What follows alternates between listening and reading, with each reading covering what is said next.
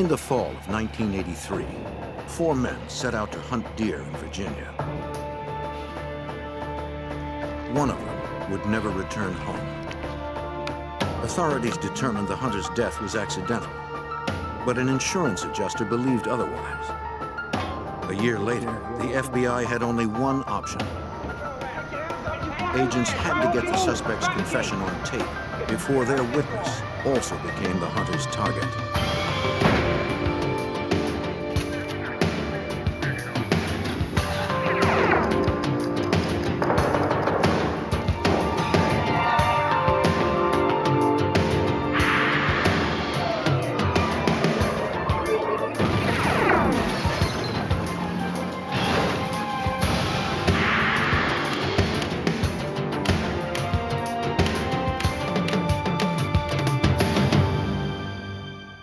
Over 1,000 hunting accidents are reported in the United States each year. Fewer than 10% of them are fatal. But when one hunter's death seemed suspicious, the FBI was called in to investigate. I'm Jim Kallstrom, former head of the FBI's New York office. Agents would have to determine if their suspect was a grieving father figure or a man who murdered a friend in cold blood.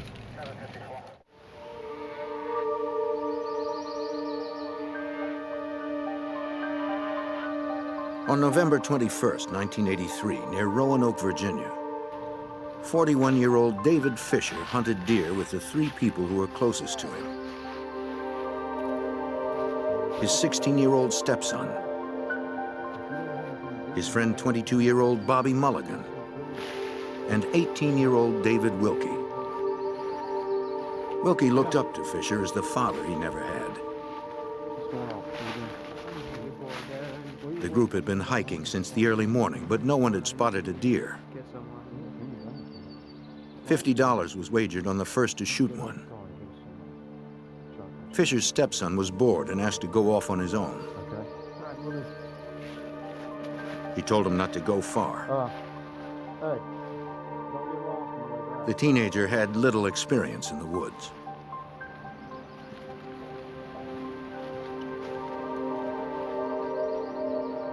He walked a short distance when he heard someone yell, "Deer."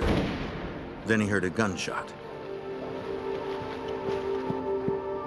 The boy ran back to see if anyone had won the $50.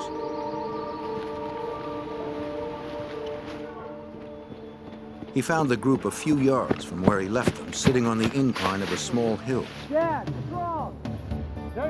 18-year-old David Wilkey had been shot.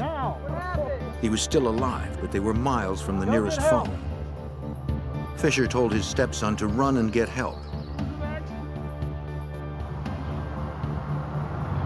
30 minutes later, he reached rescuers. Lieutenant Michael Ashworth of Virginia's Department of Game and Inland Fisheries was called in. I received a call from the Bedford County Sheriff's Department somewhere around 3 p.m. stating that there had been a hunting accident. I proceeded immediately to the scene. It was on the south side of Bedford County off of Stone Mountain Road. Authorities were too late. David Wilkey died before help could reach him. The lieutenant asked the hunters to describe what happened. Bobby Mulligan said that when they spotted the deer, David Wilkey got excited and ran ahead. I see it! Mulligan and Fisher followed behind. As he started down the slope, Mulligan explained that he slipped in the dry leaves. His gun discharged when he hit the ground.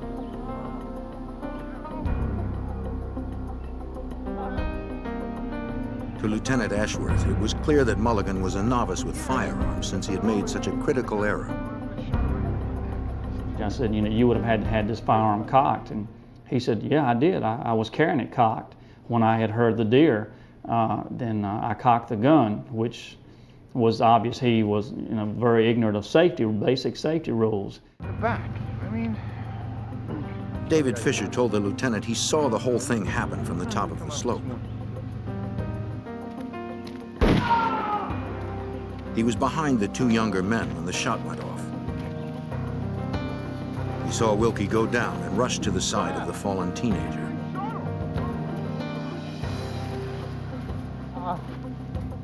He told investigators he placed a rag over the wound in Wilkey's back in an effort to stop the bleeding. Go get help now. The father figure tried to comfort his dying friend until help could arrive. But after only a few minutes, Wilkey stopped breathing.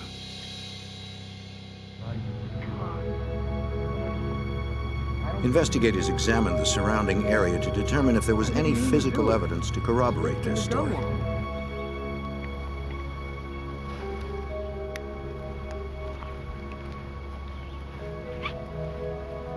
Investigators found the spot where Mulligan had slipped.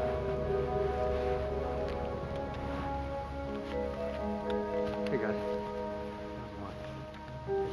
Take a look here, please. Pretty good shot. The size of the wound in Wilkey's back seemed consistent with a gunshot fired from where the hunter had hit the ground.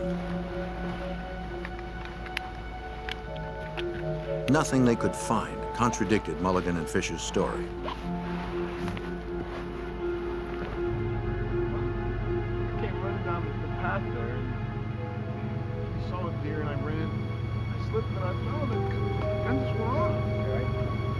Officials then turned their attention to the weapon that fired the fatal shot. Yeah, it's the shotgun. They found that it had been undisturbed since it was last fired. When the lieutenant opened the barrel, he discovered the spent cartridge was still inside. The men were not placed under arrest, but investigators asked them to come to the sheriff's office for further questioning. Set it down.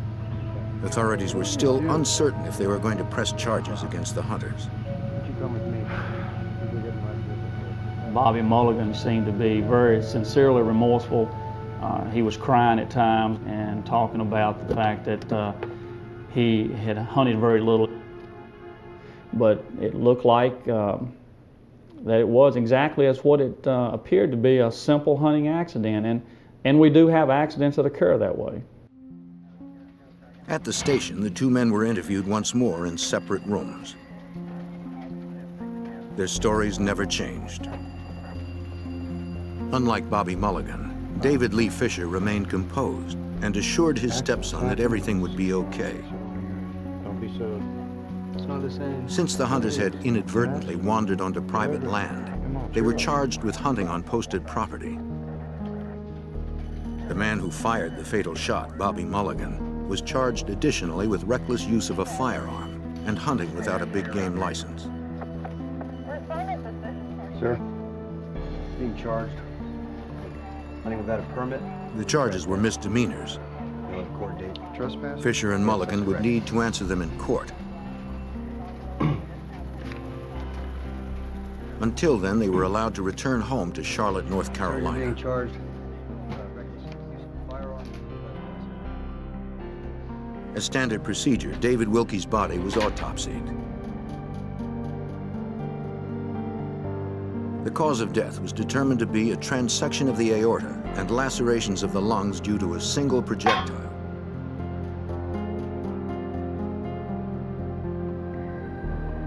In addition to the 12-gauge slug, the medical examiner extracted cardboard wadding that had also been discharged from the shotgun shell. Examiners confirmed the slug was fired from Mulligan's rifle. A month later, Fisher and Mulligan defended their misdemeanor charges in Virginia's General District Court. Shotgun. The judge gave Mulligan a suspended sentence and fined him $585. Fisher was fined $220.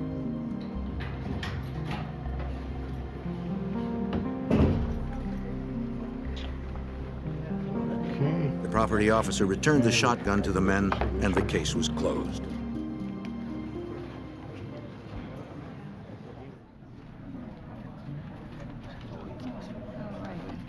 Two days later, an insurance company received a claim on the dead boy's life insurance. The policy promised to pay $100,000 in the event that Wilkey's death was accidental. Though Wilkey's signature appeared on the forms, he was not the policy's owner. His close friend, David Fisher, was the owner and the sole beneficiary. I don't like those. This wasn't illegal, but it struck the agent as strange since Fisher wasn't listed as the boy's father, nor as his business partner. John? We have The a company problem. decided to contest the claim. This is claiming an accidental death.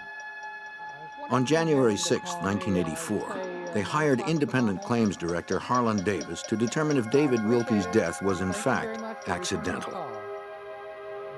They contacted our office and requested that we complete an investigation to determine the relationship between Bobby Mulligan, David Fisher, and David William Wilkey, and also to check police records, obtain a medical examiner's report, and to get in it and develop the circumstances surrounding this death. Davis attempted to contact Fisher and Mulligan, but the claims director was unable to reach them. He was able to reach Wilkey's single mother in Florida. This is Diane. Yes. She told him that her son had left home for Charlotte, North Carolina less than a year before. Who are you again? Oh. The 18-year-old had heard that his estranged father was in Charlotte visiting relatives. Wilkey hadn't seen his dad since childhood.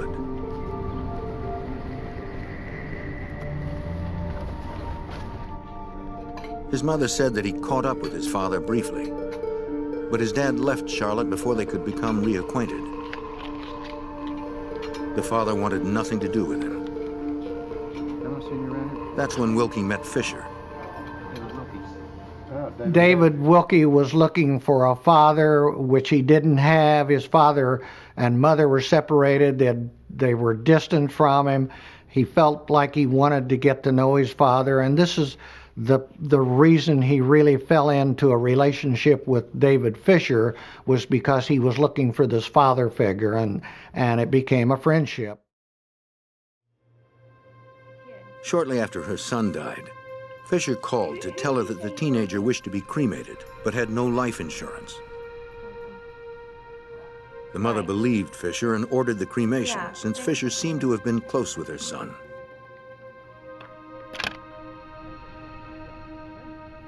The claims director finally caught up with David Fisher to ask him why the policy had been purchased. We'd like to know what Fisher replied that Wilkey had wanted life insurance because he was planning to get married. His fiancée did not want insurance, so the 18-year-old turned to Fisher. Since Wilkey had no money, Fisher gave him a loan and a job working for him to pay it off. Fisher was the owner and operator of Fisher Services, a small business that employed several people, including Bobby Mulligan. Morgues and mortuaries called Fisher Services when they needed a body transported to their facilities from accident scenes.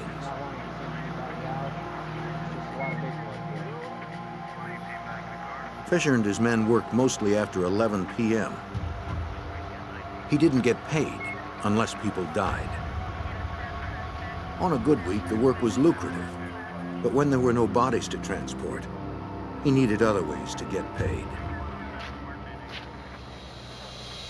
This is an interesting relationship. The investigator questioned why Fisher had paid the insurance premium if Wilkey was making income. The businessman replied that he only wrote the checks to the insurance company after Wilkey paid him first. I don't know what else I can tell you. Fisher had an answer for every anomaly. In spite of Fisher's deflections, the investigator managed to get an important piece of information from him. The new address of Bobby Mulligan, the man who fired the gun that killed David Wilkey.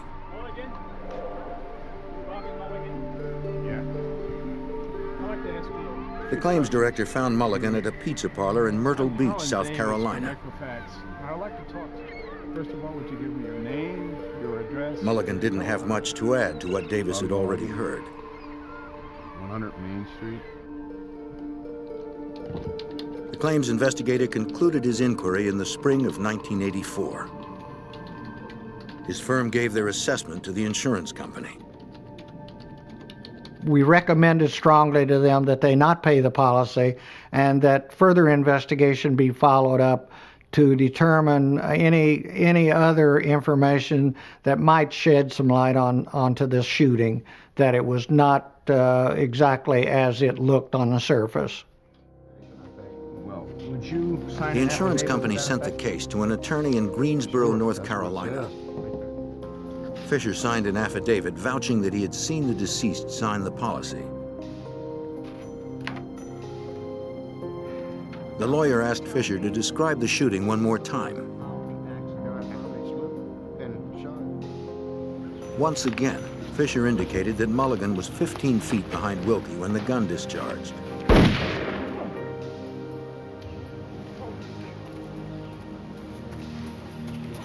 Have you seen what's in The attorney confronted Fisher with the coroner's report. You might like to take a look at it.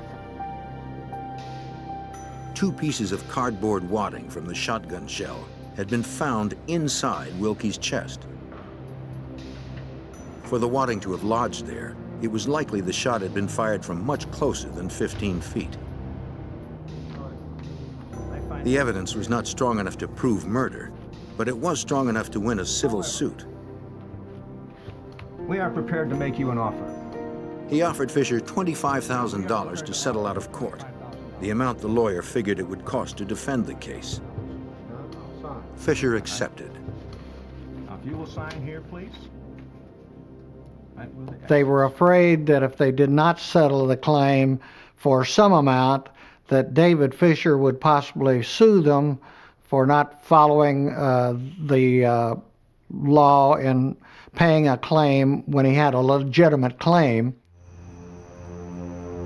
David Fisher had just made $25,000 from the death of David Wilkey, his friend and employee. The portion of that money he loaned to a friend would soon be paid back in ways he never expected.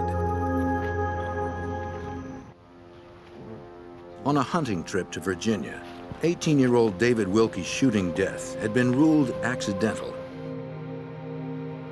The man the dead teenager had looked up to, 41-year-old David Fisher, had been paid $25,000 as the sole beneficiary of the boy's life insurance policy. Then, a year and a half later, in the spring of 1985, Special Agent Robert McDowell of the FBI Charlotte Field Office received a call from one of his informants. Early on in 1985, I had a source, and one day he came to me with a story that a friend of his had been hired and refused to take the job to murder somebody for insurance money. I at first didn't understand exactly why he was bringing me this information and why this individual is willing to talk about this now. Over the course of 2 more weeks, the agent continued to speak to his source. Well, The informant said his friend's name was Bear and that Bear's life was in danger. Agents wanted to speak to this person at the Charlotte FBI field office. But the source said Bear was reluctant since he was an ex-convict. He would only meet them in a neutral place. They agreed to meet in a park. Special Agent James Lillard, who's currently working undercover, helped Agent Bob McDowell develop the case.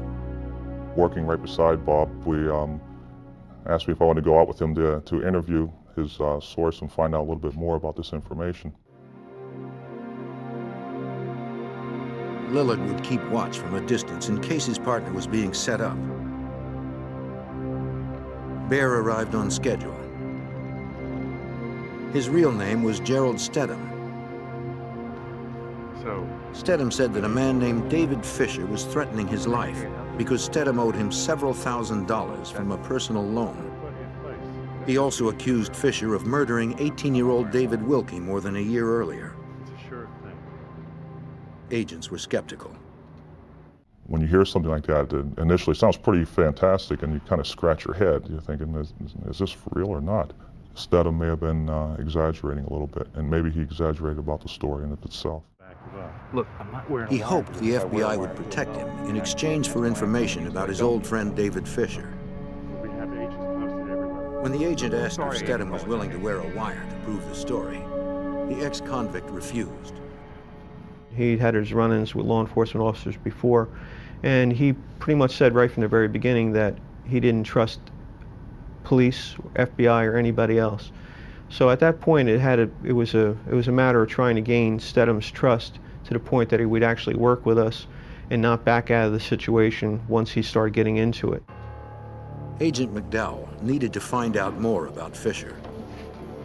A background check revealed that David Fisher had several aliases and 25 prior convictions for crimes ranging from larceny to forgery. Years earlier, Fisher had testified in the trial of an underworld crime figure and was then entered into the Witness Protection Program. Not long after, his protection was removed since his continuing criminal behavior was in violation of its rules. Agents also checked records in Virginia to confirm Stedham's story. Yes, there was, in fact, a hunting accident where a gentleman by the name of David Wilkey was shot in the back, supposedly accidentally. So that in itself verified that this definitely happened. Then the next step is to find out if there are any motives here. I mean, why did this happen? And if there was any other details. McDowell arranged another meeting with Stedham to find out more.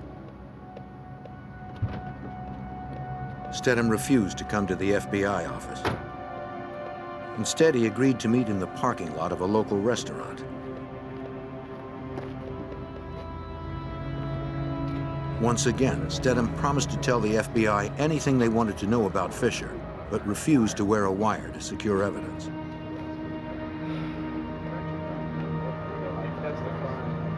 If Fisher discovered the wire, Stedham believed he would certainly be killed. He didn't trust that the FBI would protect him if his cover was blown. They were interrupted before McDowell was able to convince him. I was speaking to him when suddenly screaming and yelling came from a local restaurant. And I realized that there was an armed robbery taking place at the time. And I asked Gerald Stedham just to step off to the side. FBI! The thief was stopped by the agent before he could flee. Get down!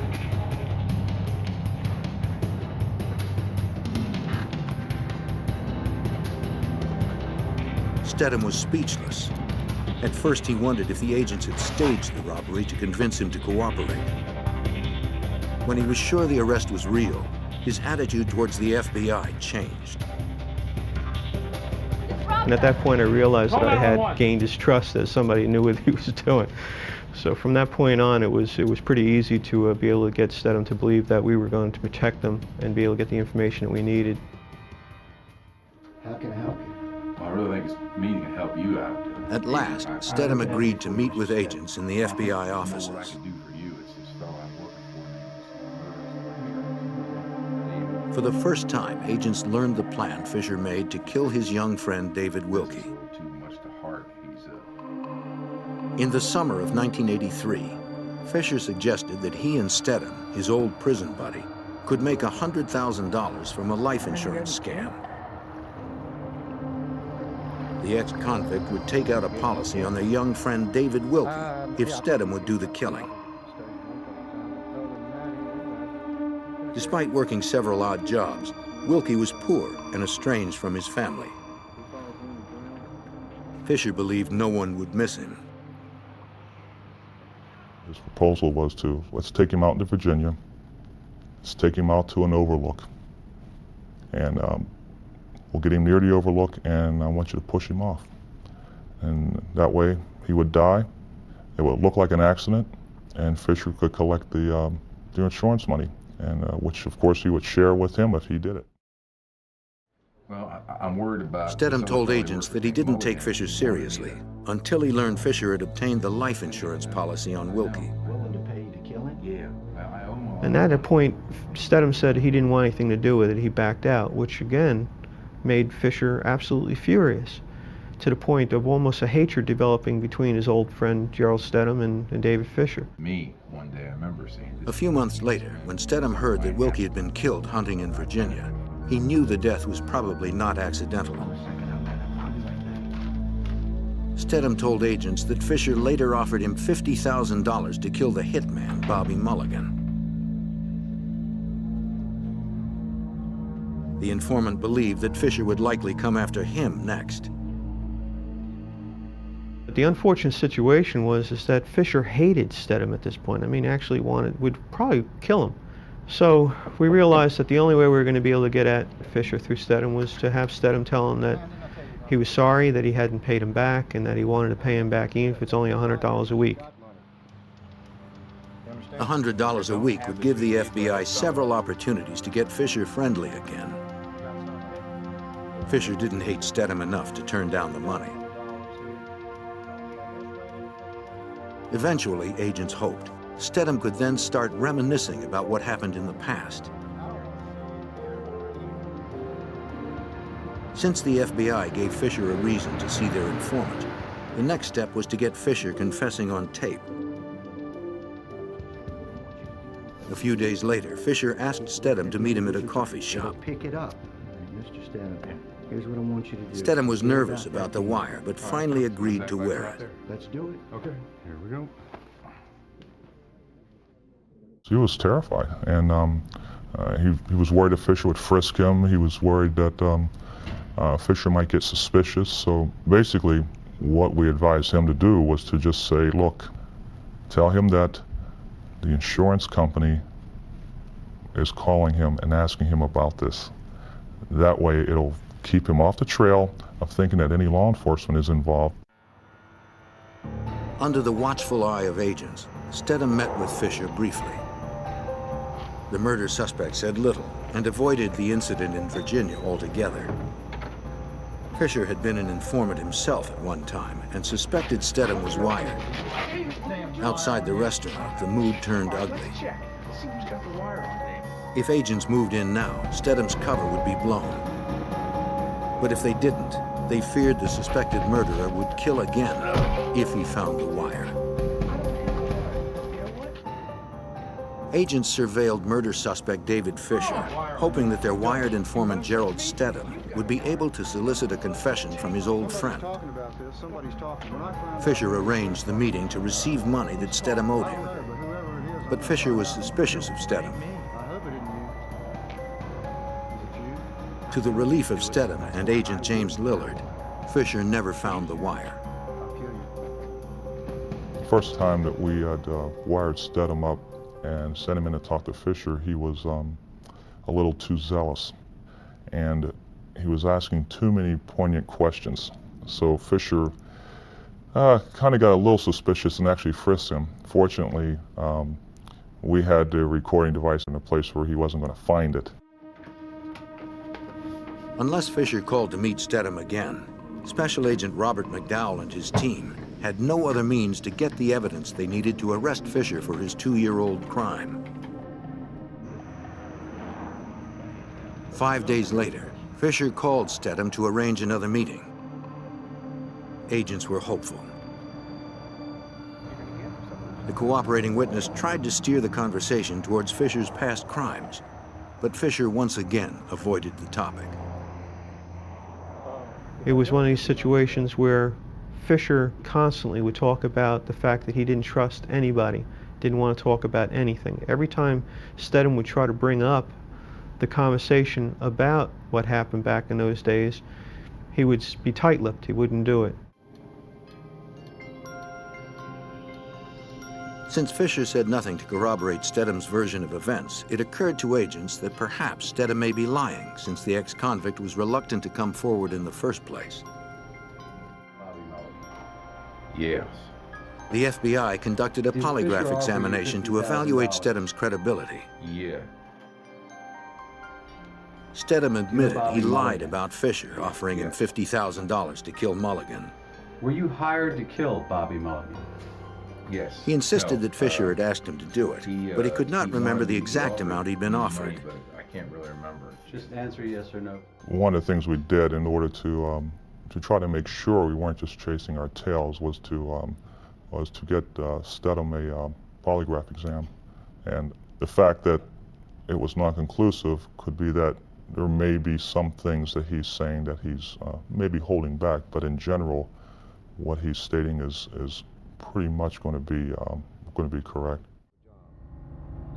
Agents believe Stedham was still their best hope of getting to Fisher, since the case lacked any physical evidence. But Fisher, the delivery man for the morgues, was extremely cautious, particularly with Stedham. For the case to move forward, the FBI needed another plan. So what we're going to have to do is create a situation in Fisher's mind where he felt they were closing in on him, one way or another, to try to stir the conversation. Agents figured that Fisher would relax his suspicion of being taped while inside his own vehicle. On a day that Fisher asked Stedham to help him with a job, agents decided the time was right. Technology was just starting to come out, where actually voices would come across on a beeper. And Stedham had one. So we had a female in our office make a phone call to Stedham on his beeper, telling him to call home immediately, making believe that the voice that was coming over the pager was Stedham's girlfriend. So the car stopped, Stedham got out.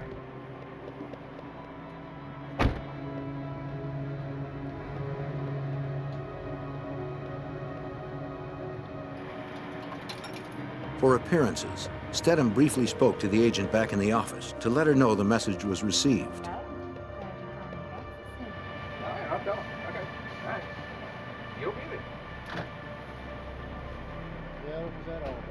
When Stedham returned to the car, he told Fisher that it was an insurance agent asking to meet Stedham about an ongoing investigation. Fisher told him that if he kept his mouth shut, their new inquiry would go nowhere, since the body had been cremated and that everyone said it was an accident. He says, and I'm telling you right now, if anybody tries to bring up anything, any witnesses pop their head above the water, it's going to be pew, pew, pew, pew. And those are the sounds that came over the tape. And we realized at that point what Fisher was doing was actually threatening the lives of all witnesses involved in the investigation that took place. The recording was good, but it was far from a confession. Agents had hoped for more. Unfortunately, over the next several weeks, Fisher avoided Stedham altogether.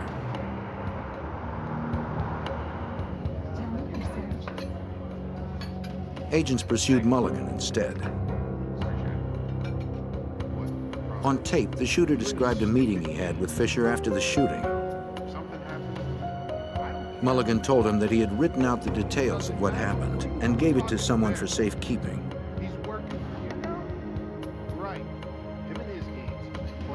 If Fisher killed Mulligan, those details would be mailed to authorities.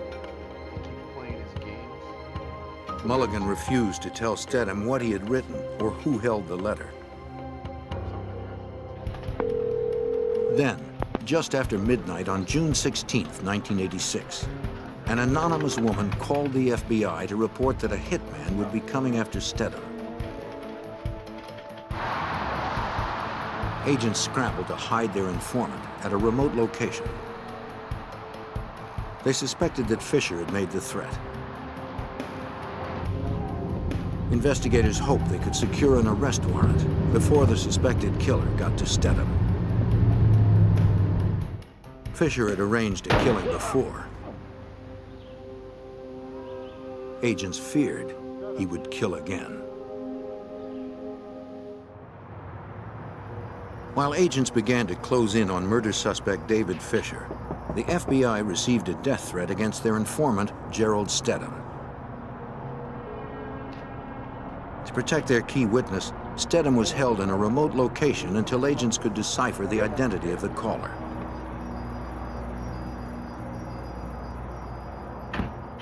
Two days later, agents reported their discovery to Stedham. What is it?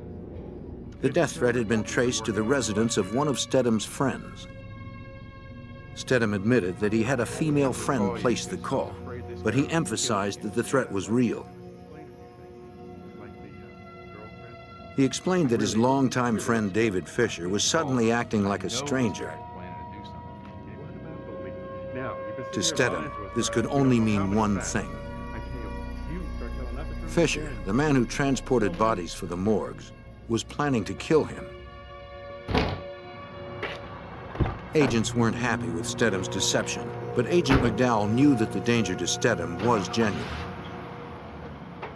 Stedham told me that Fisher, as a part of being dealing with the morticians and all the different funeral homes, had obtained a number of chemicals that he felt that could be injected into people without them ever knowing, and that they would die without any traces of whatsoever of what caused their death.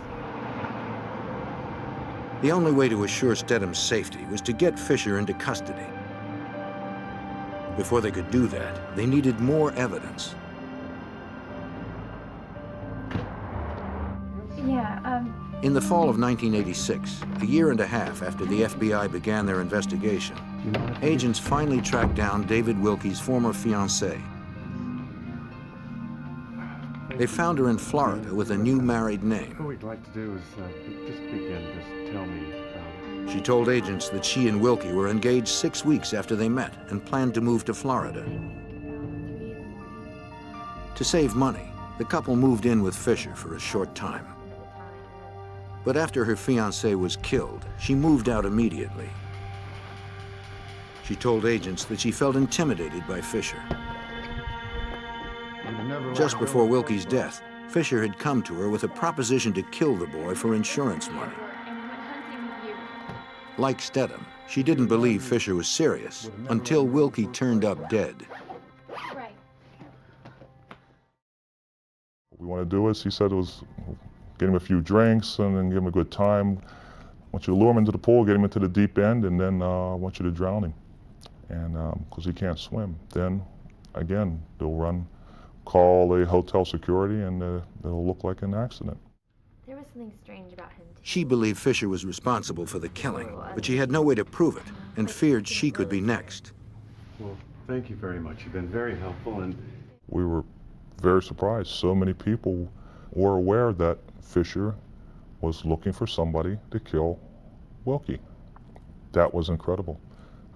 We found it hard to believe that he had gone to that many people regarding some type of scam or some type of setup to murder somebody.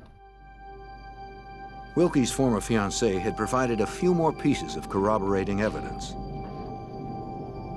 Though Special Agent McDowell felt the case still had holes, he believed they had to arrest Fisher and Mulligan before someone else was killed. We were stretching our luck with David Fisher, knowing the type of person he was, to wind up reaching out and finally making up his mind and killing somebody. We decided that it was time it would be best to go after him, seek indictments, and get him arrested and take him off the street, as well as Bobby Mulligan. On November 5th, 1986, a Virginia grand jury handed down an indictment charging Fisher and Mulligan with first-degree murder. But with the evidence they had, a conviction was still questionable. McDowell had one last chance to get the taped confession from Fisher that would guarantee a guilty verdict at trial. I really wanted to try one more time to get Fisher to articulate in detail the fact that he had killed Wilkey for money, and I really would like to have heard a verbal confession from him. And I felt that the only way we could do that was to, you had to escalate his anger. You had to get him to the point where he just lost control, and then we'd start being truthful. On the night of November 12, 1986, 3 years after Wilkey's death, agents wired Stedham after he had baited Fisher with the promise of some easy cash. Stedham had told him that a bail bondsman whom they both knew had a lead on a suspect who had jumped bail.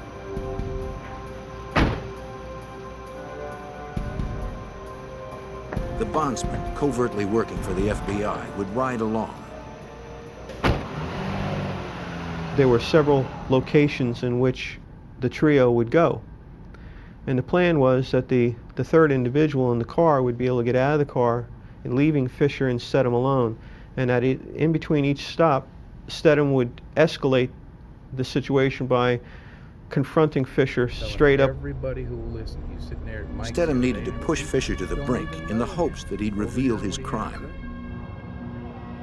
But if Fisher first discovered that Stedham was an informant, the FBI's key witness might end up dead. Been paid through the police. The FBI plan to arrest suspected murderer David Fisher had been set in motion, though agents were still uncertain whether they had enough evidence to convict. Well, I just Their think we last got a hope problem rested with already. informant Gerald Bobby Stedham. just will not be quiet. He keeps talking and talking. Wearing a wire, Stedham needed to convince Fisher to talk directly about the killing. A bondsman who Fisher believed was checking leads on a fugitive was in fact working covertly for the FBI. See, you know, it kills me about Mulligan. When the bondsman left the car, Stedham provoked the suspected killer to react as Agent McDowell had instructed. Plenty of money. Yeah, he got overpaid. If anybody lost. Stedham inside the car had done his job. He really tried to get him cranked up to the point where he would lose control and actually start talking. See you later. But Fisher started reverting into that mode of being even more quiet, and we knew at that point that what Fisher was doing was going into his planning mode. To agents, the risk had become too great. If Fisher discovered Stedham was wired, the key witness, the case, and the arrest would be jeopardized.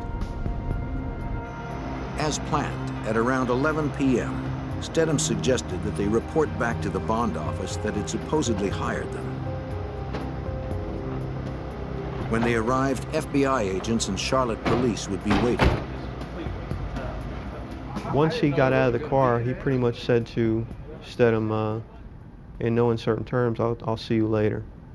Our units in the area were able to converge in on Fisher and had him pretty much surrounded. He wasn't going to run.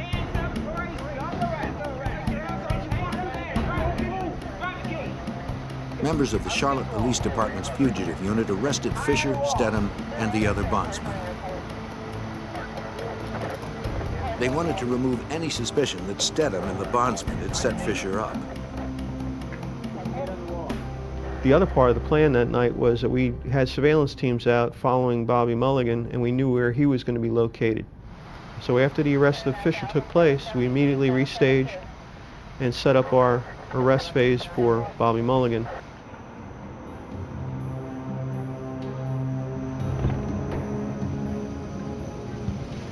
Agents replaced the tape in the recorder Stedham was wearing.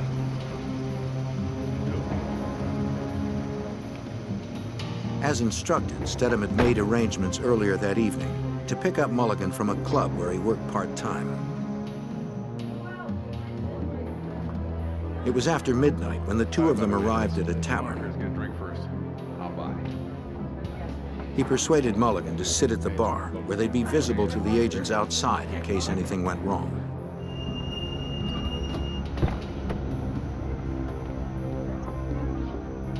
When units from the Charlotte Police Department arrived, agents directed them to make the arrest. Mulligan, you're under arrest. Put your hands on top of For your their head. Don't informant's move. safety and to encourage Mulligan's cooperation, they arrested both men. Though Mulligan and his former employer, David Fisher, were now in custody, agents still needed one of them to talk about the murder.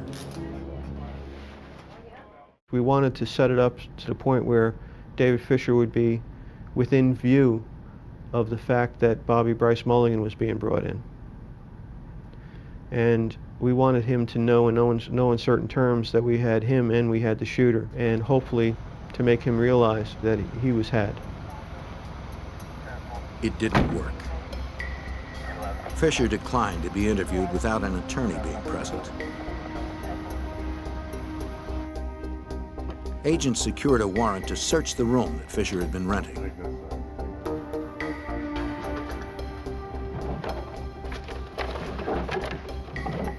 Recorded in Fisher's diary, they found a series of cash payments to Mulligan. From a closet, they removed 2 strong boxes. Agents hoped that inside they would find the criminal evidence that could ensure Fisher's conviction.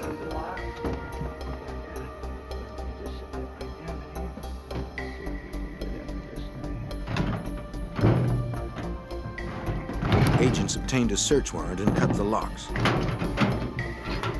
Okay, our first item. Inside the first box, they found documents that held David Wilkey's signature. Manila folder. They were likely samples used by Fisher to falsify the insurance claim. Signed and everything, partner. But the evidence was only circumstantial. This definitely is going to tie this in. In the other, they found only personal effects, nothing of evidentiary value. It looked like agents would have little else to offer as evidence at trial.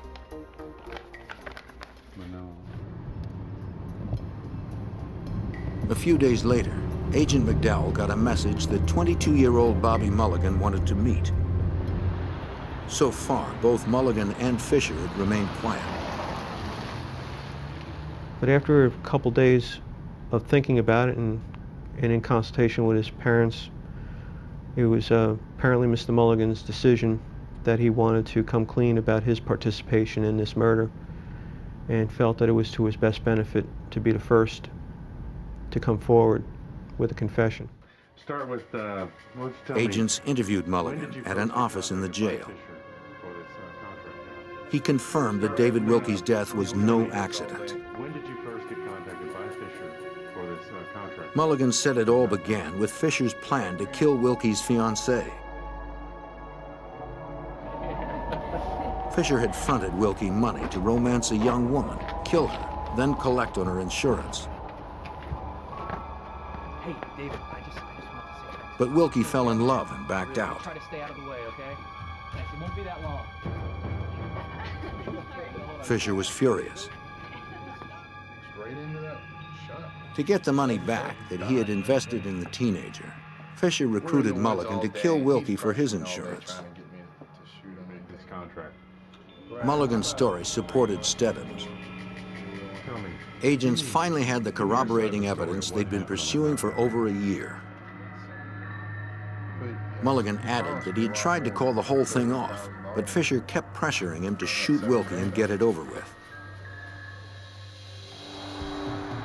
He said Fisher brought his ex-wife's son along as a decoy. Mulligan maintained that he actually did slip and fall. I'm fine.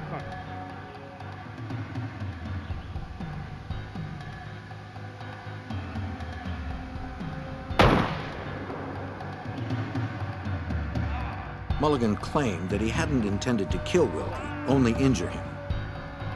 He said it was Fisher who actually murdered the kid. He believed that it was the finger of David Fisher going into the wound that killed Wilkey, that his own gunshot didn't do it. So he believed that Fisher actually did this. But unfortunately, there was no way of being able to determine that forensically, because Fisher convinced Wilkey's mother in a phone call at least 2 days after the incident happened that it was Wilkey's last request to be cremated. What was the final contract amount? He said Fisher had promised him $38,000 to pull the trigger, but ended up paying him only $7,000.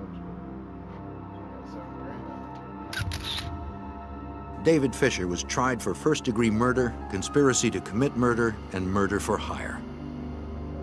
Fisher got the death penalty. Mulligan pled guilty to the same charges and was sentenced to life in prison. I had been a law enforcement officer almost 13 years before I became an FBI agent. And the one thing I did realize from this case is that people can be extremely, extremely cold-blooded and evil, and that there is no remorse whatsoever in their souls, none. And that anytime you hear a story about something not being right, you have to listen to it.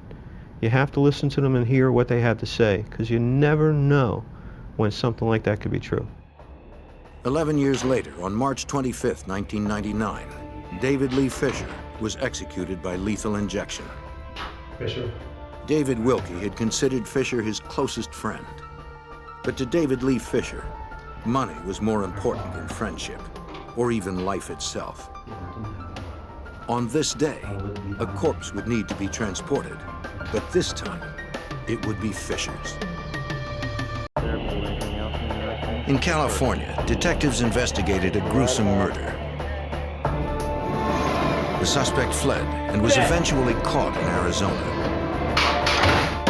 His confinement didn't last long. He escaped and disappeared into the Grand Canyon, robbing and kidnapping tourists as he went. To stop the elusive killer, FBI agents and local officers joined forces on a dangerous manhunt.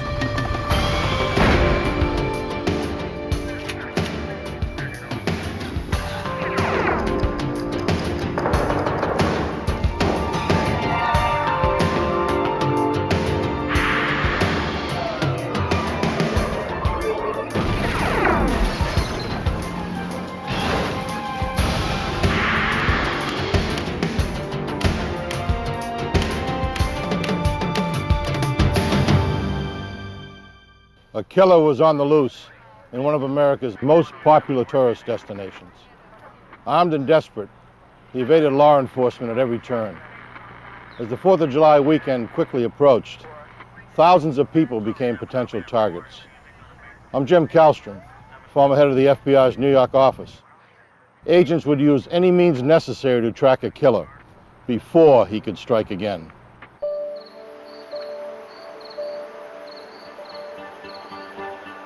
In the early morning hours of September 20th, 1990, a fisherman cast a line into the Burns Cut River near Stockton, California. He felt a tug and reeled in something heavy.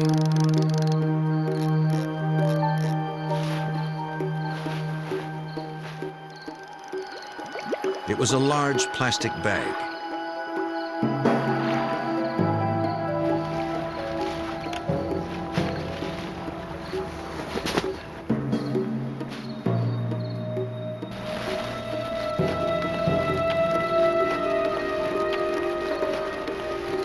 Inside, he found a human leg.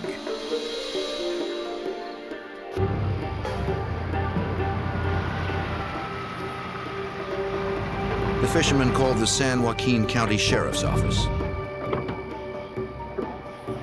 Find anything else out there? Deputies responded to the scene immediately. They confirmed the report of human remains and could find no clue as to the victim's identity.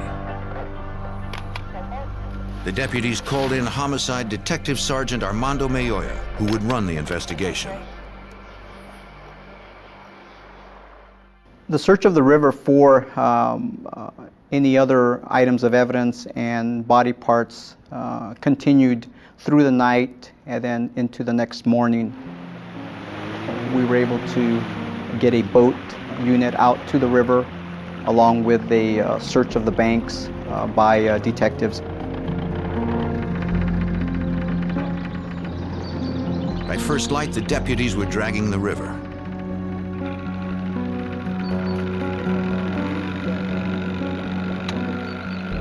While they checked the deeper water, detectives walked the riverbank.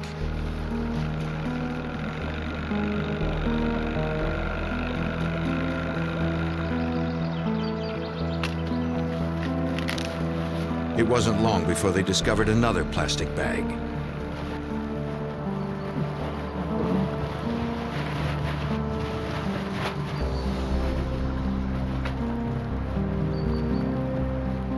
Inside were 2 arms. The wrists were bound together with masking tape.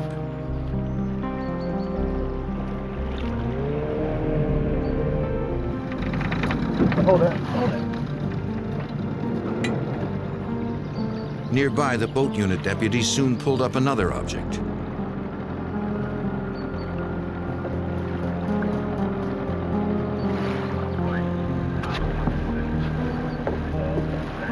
It was a human torso wrapped in a sheet.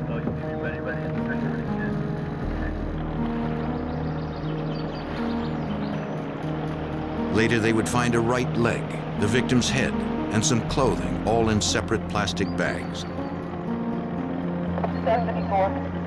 After several hours of searching, investigators had recovered an entire male body. They didn't know who the man was. It was a pretty brutal murder case. And for someone to take the time to dismember a person and to transport that person in different bags and dispose of the body without caring. You know, it's very callous and cold. At the morgue, a coroner examined the remains. He determined that the victim had been dismembered with a serrated knife. It would take more time to determine the actual cause of death, or if the man was alive when he was dismembered.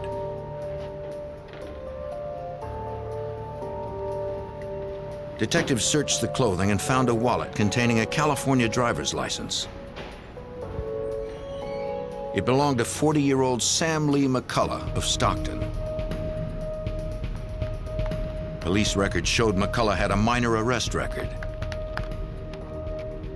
A fingerprint check confirmed his identity. After informing McCullough's family of his death, detectives got permission to check his house for evidence. Once the victim was identified and we had a name and a location where he lived, we responded to the victim's address. He lived in the 5200 block of East Mariposa Road in South Stockton. They arranged to meet Sam McCullough's girlfriend at his home. Someone is missing? She had reported McCullough missing earlier that day. Since he hadn't called her in several days, she checked McCullough's house and saw that the place was in disarray. Many items were missing, including his white Jeep Cherokee. Also missing were 2 shotguns, a revolver, and a 9mm semi-automatic pistol. Thank you.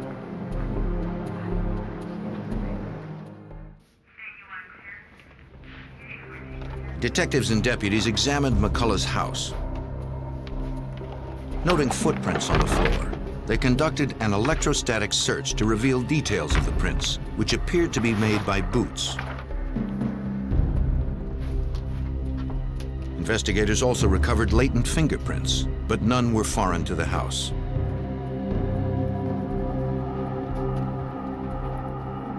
If the murder occurred in the house, the killer had removed any obvious evidence. A homicide of this nature, you would expect to find blood just all over the place, stains. The person that was involved in this case took a lot of time to clean and hide his tracks in this case.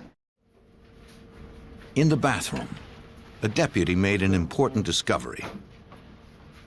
We were just about ready to leave when we ran a flashlight through the tub area, and we saw a reflection come from the drain area. It looked like the sparkle from a sequin. The investigators knew it was collagen, a substance in bones that has a particularly reflective quality. Looking a little deeper into the drain, we found blood, tissue, and bone, and a large amount of hair. And based on that, there was a great probability at that point that the victim had been dismembered in the bathtub of the residence. Keep going over here. Stay closer. Laboratory tests would later match the blood and hair to Sam McCullough. Eventually, the coroner determined McCullough had been dead before he was dismembered. Cause of death was a gunshot wound to the forehead. What caliber do you think it is, Doctor? Powder burns indicated he had been shot at point-blank range. The coroner removed the bullet fragments and sent them to the state ballistics lab. Examiners there studied the size, weight, and composition of the fragments, determining that the murder weapon was a .22 caliber rifle.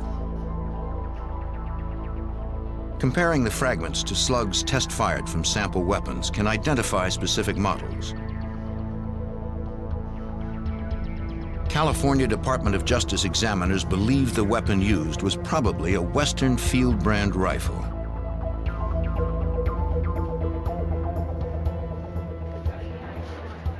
Detectives found documents listing the serial numbers of McCullough's Jeep and his guns. They entered the numbers into the National Crime Information Center. The NCIC is a nationwide database used by law enforcement agencies to track criminals, missing persons, and stolen property. If the items turned up anywhere, San Joaquin detectives would be notified.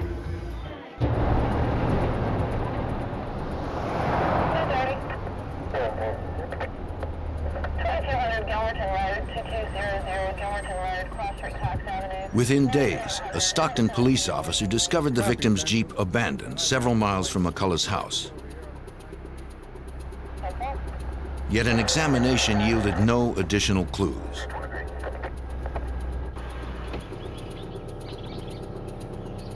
Investigators still had no leads on the killer. They canvassed McCullough's neighborhood, hoping to find a witness. No one reported seeing or hearing anything unusual. But one neighbor recalled that McCullough had been robbed 2 years earlier. Police records confirmed the story. In doing a name search, we uncovered a report listing the suspect as being a Stephen Horning. In that case, Stephen had apparently, according to the victim, robbed the victim at gunpoint. It was the first solid lead.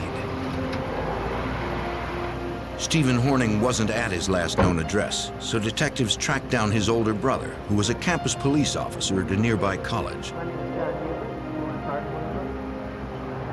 He told detectives that Stephen was one of 5 brothers and was especially close to one brother, Danny Ray Horning.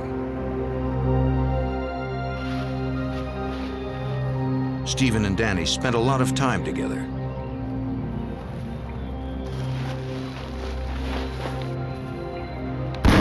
They often hunted and fished along the Burns Cut River, the same river where McCullough's body had been dumped. He told the detectives about one particular hunting trip Stephen and Danny had taken. They had shot a deer, brought it home, and butchered the deer in the bathtub of the residence. And that was significant to us, as the victim had been dismembered in the same way. Okay. The eldest Horning brother added another detail familiar to detectives. After butchering the deer, Danny had placed the animal's limbs in black plastic garbage bags. Detectives thought the story had an eerie resemblance to the homicide of Sam McCullough. They asked the brother to identify some clothing found in a bag containing body parts in the Burns Cut River. He said that the black shorts and t-shirt looked like those his brother Danny often wore. Police noted that no one in the Horning family had seen Stephen or Danny since September 19th, the day Sam McCullough was probably killed. The investigation progressed to the point where there was enough probable cause to present the case to a judge, and a search warrant was issued for Stephen and Danny, along with an arrest warrant. On November 20th, 1990, 2 months after the murder, San Joaquin sheriff's officers returned to the brothers' trailer located behind their parents' house.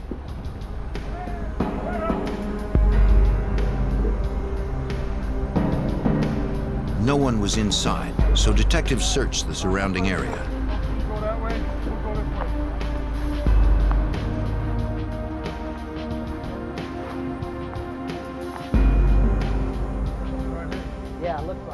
Behind the trailer, they found important evidence. A cut stock and a sawed-off barrel from a rifle. Lab examiners had reported that the weapon used to kill McCullough was probably a Western Field brand .22 caliber rifle. The barrel found in the field next to the suspect's house was a Western Field .22 caliber barrel. The next day, deputies went back to the trailer. One of the brothers, Stephen Horning, was there. He was arrested and charged with murder. Walk this way, Mr. Horn. The second suspect, Stephen's brother, Danny Ray Horning, was nowhere to be found. Sit down here, watch your head.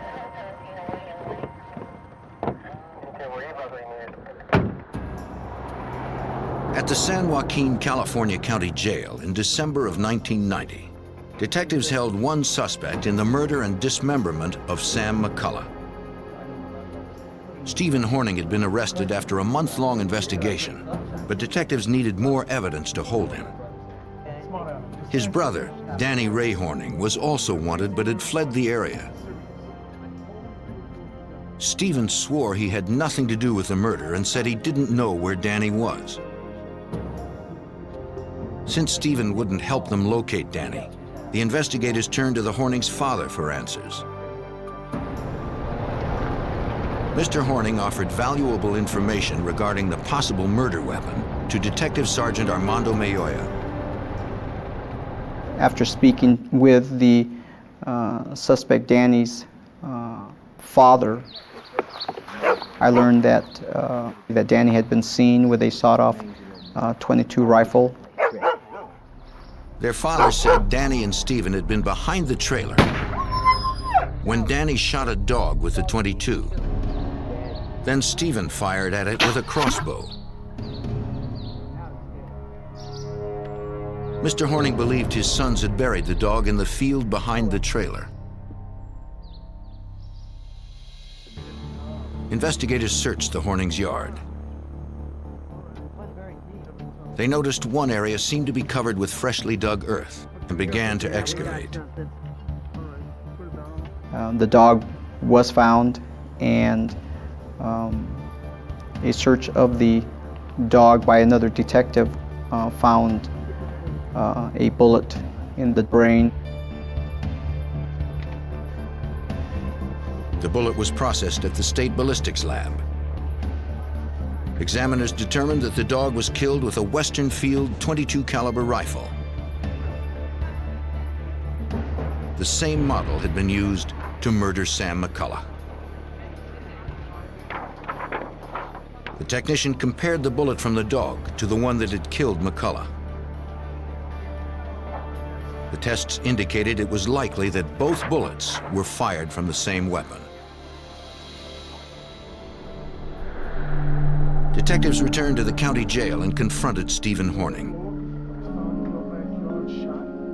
They described the damaging ballistics evidence, explaining that the bullet from the dog was consistent with the bullet that killed Sam McCullough, and that his brother Danny had been seen with a Western Field .22. Realizing the case against them was strong, Stephen decided to cooperate. He claimed Danny had been in on the first robbery of McCullough 2 years earlier. Danny had vowed to kill McCullough for pressing charges. But then he went to prison for child molestation. When he got out a few months before McCullough's death, Danny had mentioned going back to rob McCullough again. Since no physical evidence implicated Stephen in Sam McCullough's death, investigators dropped the murder charge against him. They needed to find his brother, but Danny Ray Horning had disappeared. For 6 months, Detective Sergeant Armando Mayoya worked the case but found no new leads. Then, on March 22, 1991, he was contacted by authorities in Winslow, Arizona about Horning. Well, I received a phone call from Winslow Police Department, and they informed me that he had been arrested in a bank robbery. That day, Horning had walked into the Valley National Bank in Winslow, more than 800 miles east of Stockton, California. He trained his 9mm pistol on the bank manager while a teller filled a bag with $25,000. When she was in the other room, the teller had tripped a silent alarm.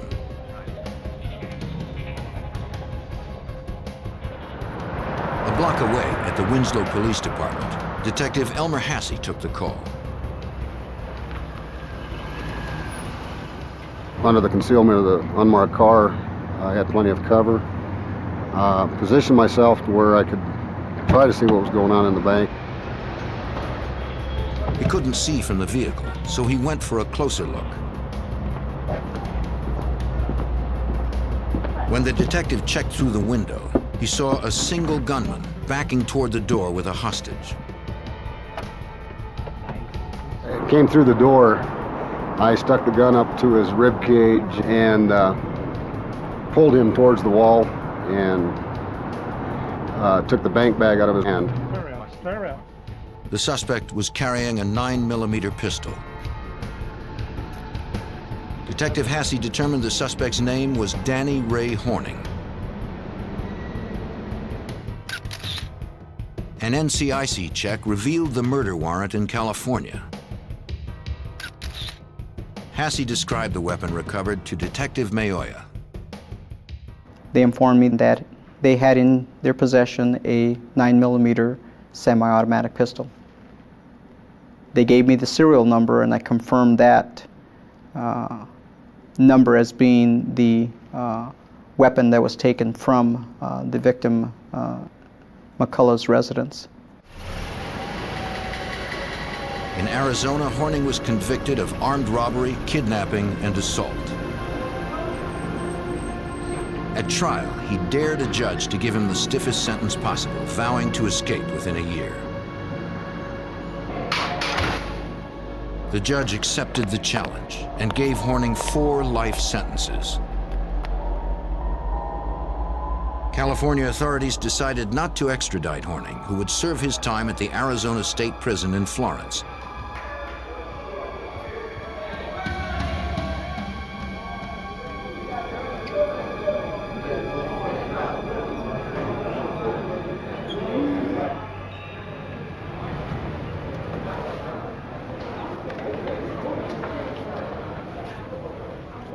On May 12, 1992, prison officers doing the 4 o'clock head count found that prisoner number 85897 was not in his cell. The prison was locked down and thoroughly searched. But Danny Ray Horning was nowhere to be found. The convicted felon and suspected killer was on the run. On May 12, 1992, outside the Arizona State Prison in Florence, a massive manhunt began for escapee Danny Ray Horning, who had been serving 4 life sentences. Horning was also a suspect in a gruesome dismemberment in California. Arizona Department of Corrections fugitive investigator Doug Schuster helped organize the search. We have a lot of expert trackers, dogs, vehicles, equipment. The plan was to track him and apprehend him. We were planning to cite him, pick up a trail, follow him with dogs, horses, men, and locate him.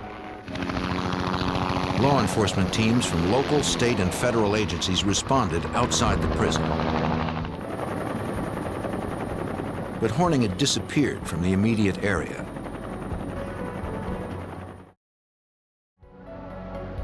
While the teams widened their circle, Schuster returned to the prison to try to figure out how the accused killer managed to escape. Prison officials contacted the FBI to assist in the investigation. Authorities first checked Horning's records. The convicted felon had been housed in Central Unit, the prison's most secure area. There was no evidence that he had tunneled out or otherwise breached the walls of Central. They interviewed corrections officers and inmates to determine Horning's last actions inside. Doug Schuster first determined why Horning wasn't in his locked cell. At any given time, not all inmates are locked in a cell. Some are out at work sites, some are working in the kitchen, some are working here and there. So you have a portion of your inmates that are supposed to be in their cells. Another portion would be accounted for via an out count sheet. Staff would visually see someone and say, these 4 inmates are in the kitchen working. so they wouldn't be in their cell during the count. Investigators learned that Horning had been assigned a janitorial job, which included cleaning the infirmary.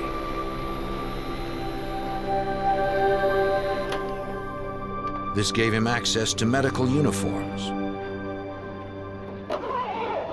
Well, he was able to obtain the white lab coat from the medical unit located inside the prison here. He was able to get a pair of white pants from the workers in the kitchen. Investigators believed Horning exchanged his prison uniform for the lab coat, white pants, and a forged employee ID. They believed that he simply walked out of the prison and just a few miles into the town of Florence. Investigators looked over Horning's record to try and determine where he might go. One possible destination was California, where Horning had family and connections. The other was Winslow, Arizona, where Horning had vowed to get even with the cops and FBI agents who had sent him to prison.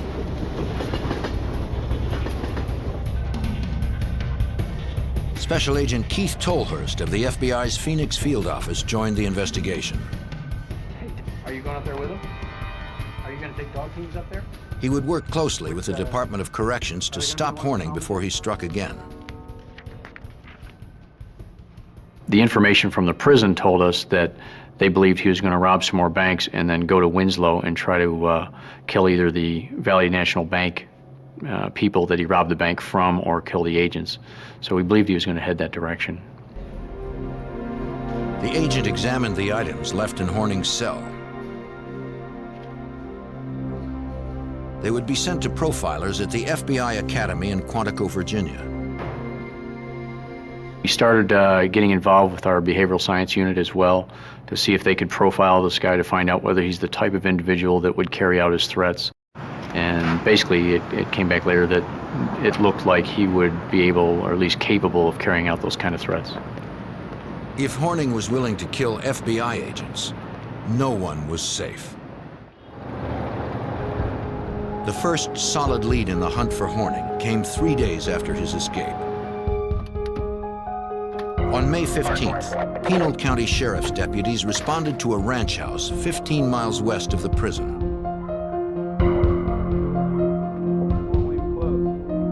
The owner said the house had been burglarized.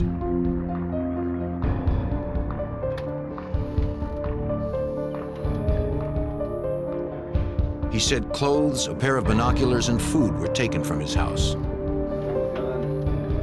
Also missing were several loaded guns. The FBI and local deputies believed it was Horning, stocking up for his bid to seek revenge. They were right. And they found a fingerprint of his at the house to confirm that it was him that had done that.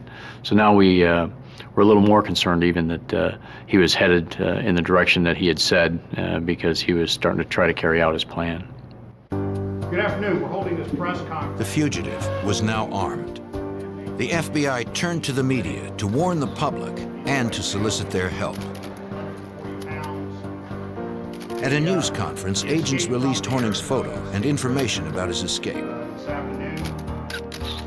Anyone spotting Horning was asked to call the FBI immediately, though they were instructed not to approach the suspected killer. The media coverage generated many leads. One came into the FBI from campers, claiming that Horning was stealing food, maps, and camping gear near Lake Mormon, about 170 miles north of the prison. Even though Horning knew how to hunt and fish, the burglaries were essential to his survival in the woods. Local officers followed his trail. He'd break into cabins, he'd steal food, and then he'd move on. And what we ended up trying to do was a house-to-house search of all the cabins in the area. That was something that was going to be done by the local county sheriff offices, and they were searching as many houses as they could.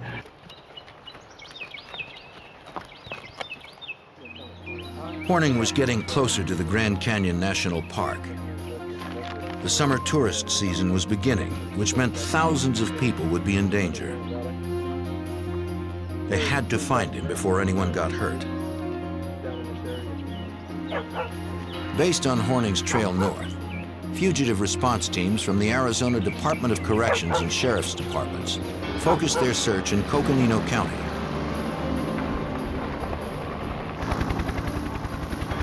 It was an enormous undertaking. Coconino County consists of over 18,000 acres of woods and difficult terrain. Perfect cover for a fugitive. We're in the mountains. It was Lake Mormon area. It was trees, mountains, rocks, hills, helicopters, massive amount of mobilization, radios, dogs, horses, trailers. It was just massive.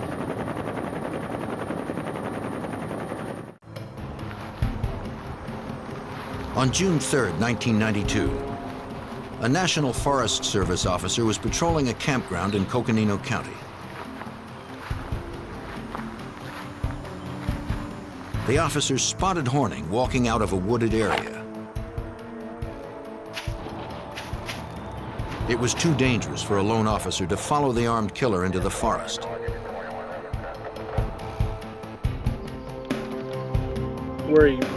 When reinforcements arrived, Danny Ray Horning had disappeared once again. The deadly fugitive was still on the loose. In the summer of 1992, Danny Ray Horning escaped from prison in Florence, Arizona after serving only 9 months of 4 life sentences. The FBI believed the suspected killer was heading north towards Winslow, Arizona, to seek revenge on agents who had locked him away. On June 11th, agents responded to a report of a cabin burglary near the town of Pine, midway between the prison and Winslow. This time, Horning stole a truck and tried to establish himself as an outlaw celebrity, according to FBI Special Agent Keith Tolhurst. More guns were stolen from there, and then that's where he left a note that said, you know, thank you for the items, Danny Ray, and trying to make his folk hero name known, I guess.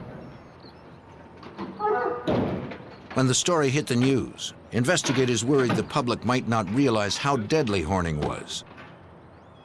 They knew he had likely dismembered a man in California. Now Horning had a vehicle, was armed, and was nearing the Grand Canyon National Park as tens of thousands of tourists were beginning their vacations.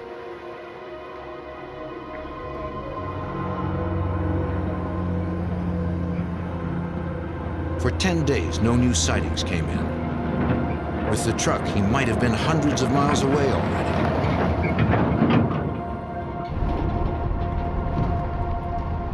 Then, on June 21st, a Department of Public Safety officer spotted the stolen truck 50 miles north of Pine. Danny Ray Horning was driving. The officer called for backup.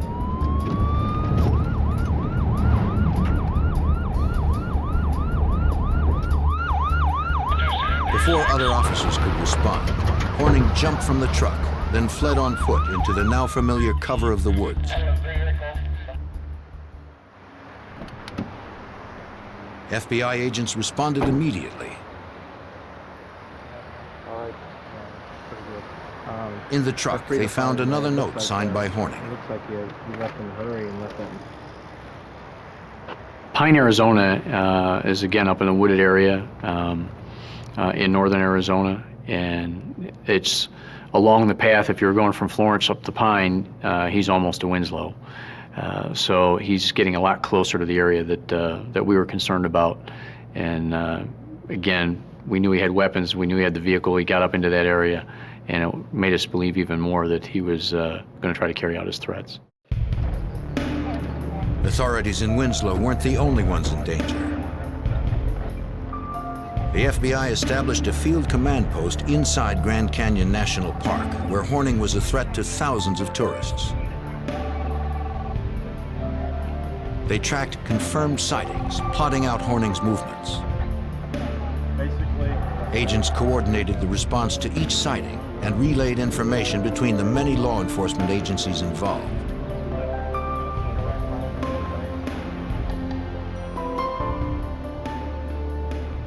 The territory being searched was vast, and Horning was moving quickly.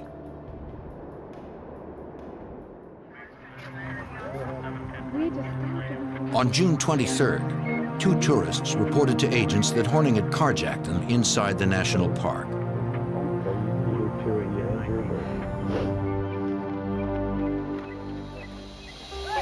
The couple said they were in a parking lot the day before when Horning commandeered their car at gunpoint. He demanded that they drive him to the canyon's rim.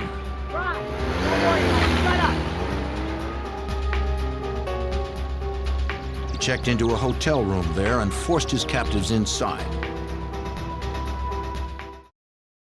Okay, you two. Quiet. His gun prevented them from calling for help. You understand me? The couple feared he might shoot them at any moment. You to release my brother. Horning recorded a message for authorities. And I need a guarantee. He demanded that the search for him be called off. For the next 3 days. He also ordered the release of one of his brothers from prison and $1 million ransom for the release of a family that he planned to kidnap in exchange for the childless couple. The next day, Horning forced the couple to drive him to a store where he purchased camping gear, new clothing, and food. But before he found a family with children to kidnap, a Forest Service officer recognized him and began following the car. Let's go, move it! Horning fired at the officer, causing him to slow down. He forced the driver to speed up. Move it! Shut up! Let's go!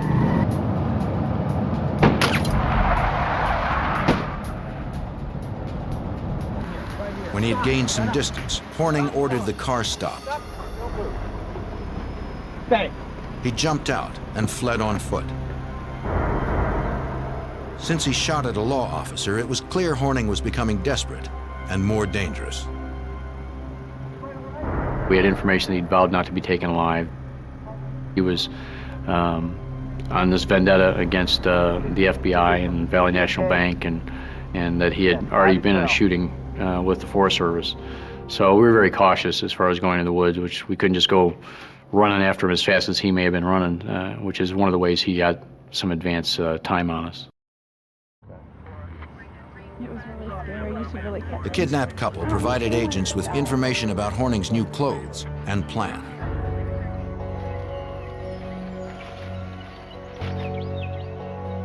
Once again, armed search parties scoured the area where Horning was last seen, but found no trace of him.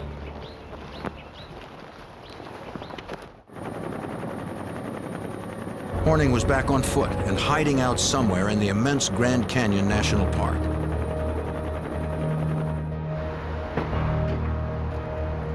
He had vowed to kidnap a family with children. Come on, guys. Let's go. To stop him, the FBI brought in their elite hostage rescue team, known as the HRT.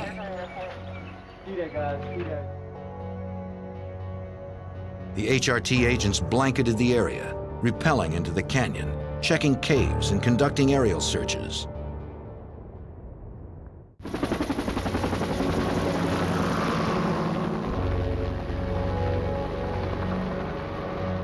They had to find the suspected killer before he had the chance to kill again.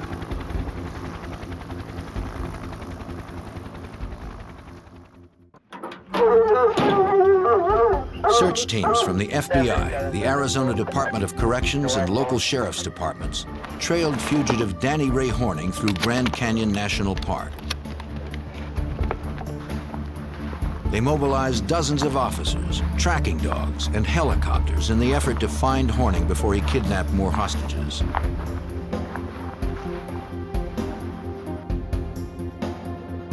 But the accused killer could have been anywhere in the immense park's 1.2 million acres. Because of the danger Horning presented to tourists, the FBI decided to close the Grand Canyon National Park for the July 4th weekend. It was a major undertaking. The holiday is the park's busiest weekend of the year.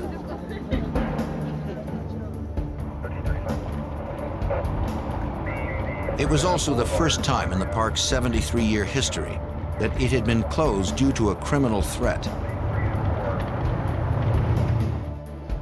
But Horning was dangerous enough to warrant the extreme action, according to FBI Special Agent Keith Tolhurst. He was moving around inside the canyon, and we couldn't control that because there was too many people in the canyon. So we were going to try to start getting everybody through the roadblocks and try to find him. New visitors were turned away, and those already in the park were asked to leave. Police set up roadblocks at entry and exit points around the Grand Canyon. They searched vehicles and informed motorists of Horning. But they didn't stop him in time. On July 4th, 2 British tourists were preparing to leave the park when an armed man approached them. They knew it was Danny Ray Horning, though he no longer looked like the photos in news reports. He was much thinner, had blonde hair, and was clean-shaven. Since the park had been locked down, the women were Horning's only way out.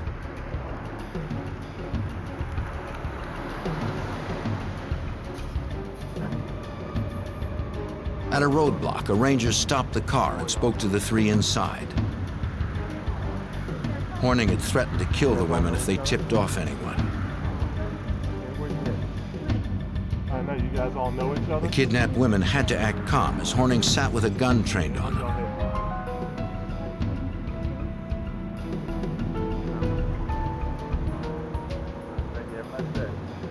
The officer didn't recognize the blonde-haired Horning and let them through.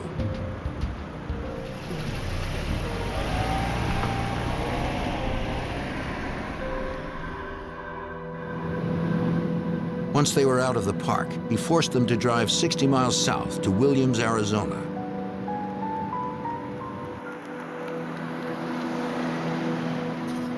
When they were far from the police in the Grand Canyon, Horning ordered them to stop the car.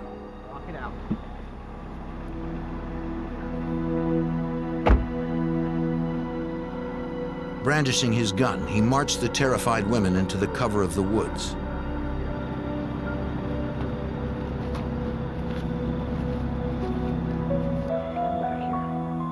The women believed that Horning was taking them there to execute them.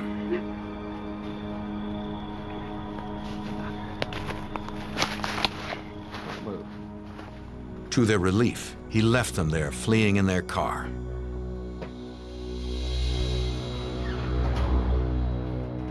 The women managed to free themselves and ran to a store.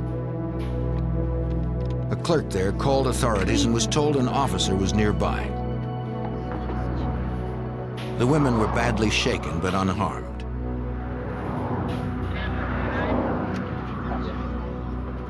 Lady, are you okay? For me. They provided police with updated information about Horning, including his new look and his getaway vehicle.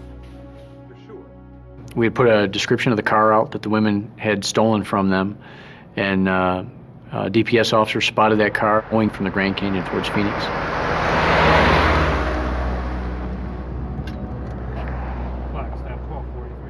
Highway Patrolman Stephen Costello works for the Arizona Department of Safety. When Horning drove past, he began following the armed fugitive.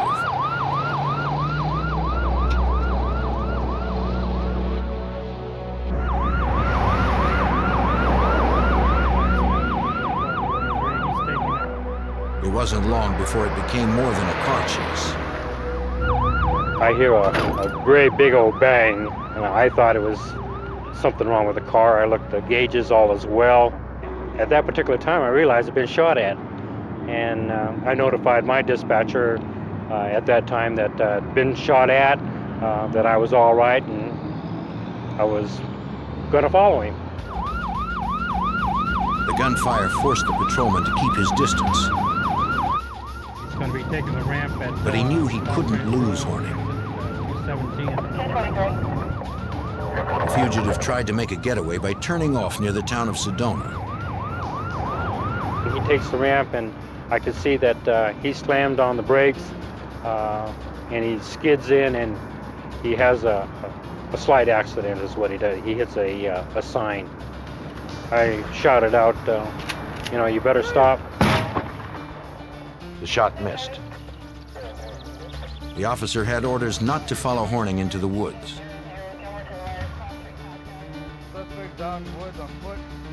When backup arrived, agents and officers began a grid search of the area.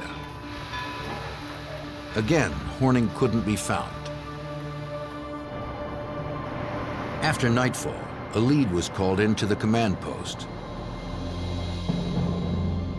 A resident said he saw Horning drinking from a garden hose in a neighborhood near Sedona.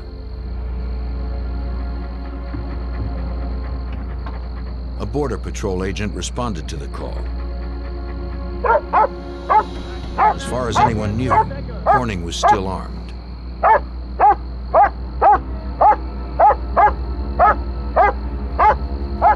This time, there was no shootout.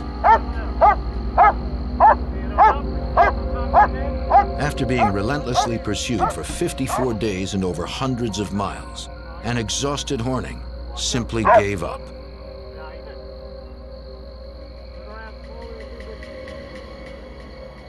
No doubt in my mind that because of the efforts of the teams that had been chasing him, that they had basically run him into the ground. He was laying there, dog-tired with his tongue hanging out, and for a man who still had his weapon on him and vowed not to be taken alive, all he wanted was a glass of water. Danny Ray Horning earned 6 more years for his actions during his violent flight.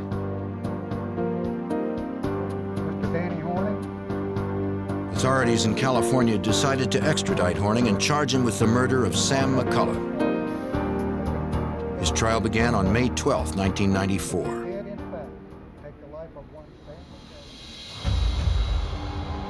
Prosecuting attorneys proved that in September of 1990, Danny Horning broke into Sam McCullough's house to rob him.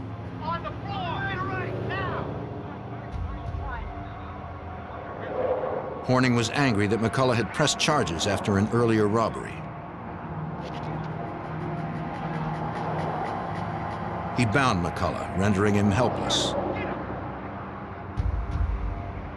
Horning was using his sawed-off .22 caliber Western field rifle, the same one witnesses had seen him kill a dog with earlier.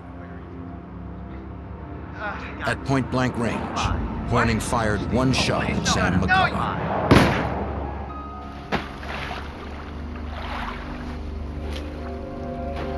Minute blood spatter, as well as the human tissue found in the drain, indicated Horning had likely dismembered the victim in his tub. Then he dumped the body parts into the Burns Cut River. On July 15, 1994, about 4 years after the death of Sam McCullough, a California jury found Horning guilty of murder. He was sentenced to death. Danny Ray Horning was sent to San Quentin Prison. He remains locked down in the maximum security of death row.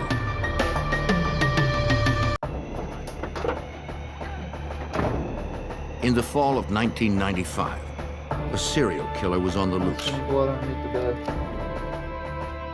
Crossing the country, he lured women with his charm and then struck. Each time, he vanished before police could catch him. The FBI and police detectives needed to stop him before another victim met this deadly stranger.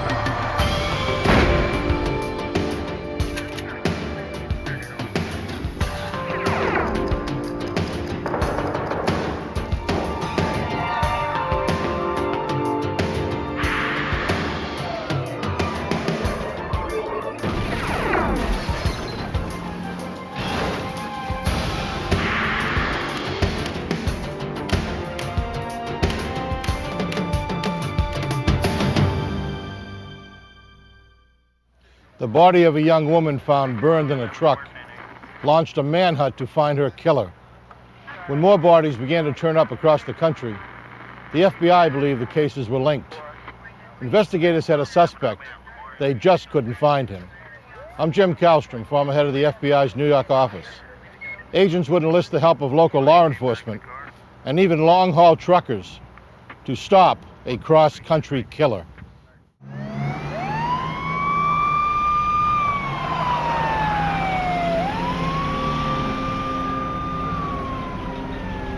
In the early morning hours of September 29, 1995, the Los Angeles Fire Department responded to a vehicle fire at a hospital in Van Nuys.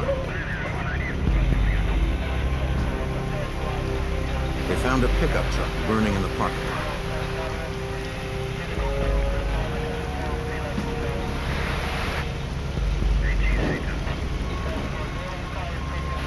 When the flames were extinguished, they found human remains.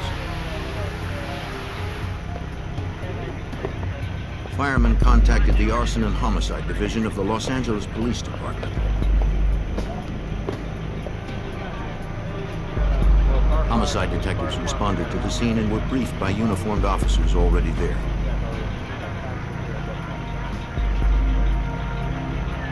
They questioned a witness, a nurse who had seen the fire start. She said she had arrived for work before dawn for the early morning shift. In the parking lot, she saw the truck go ablaze. She saw the outline of a figure with long hair run from the truck as the flames erupted. She never saw a face. And she had never seen the truck before.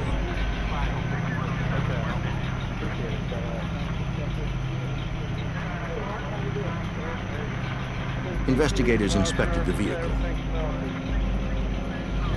The pattern of fire damage indicated it had begun in the cab and had burned very quickly. Investigators believed it had been intentionally set. An accelerant had been used, probably gasoline. The body inside appeared to be a female, but it was burned beyond recognition. Some items survived the fire, including a backpack, a camera, and a roll of undeveloped film. Technicians recovered several documents that bore the name Sandra Gallagher.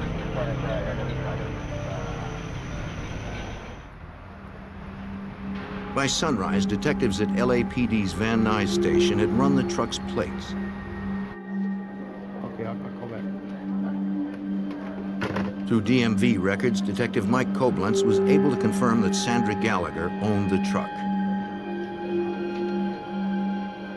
We'd done some work at the office and learned that she was in fact married to an individual, Steve, who lived in the Los Angeles area. We attempted to contact him and made arrangements to interview him at Van Nuys Station. Detectives suspected it was Sandra in the truck, but identification through dental records would take a few days. I have some things I'd like you to look at. See if you can tell me if they recognize. Since the body was too damaged to identify, detectives asked Stephen Gallagher to look through the recovered evidence.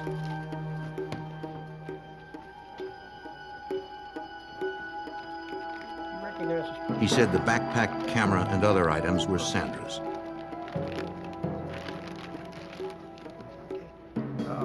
The police department had developed a roll of film which survived the fire. Stephen identified his wife in the pictures.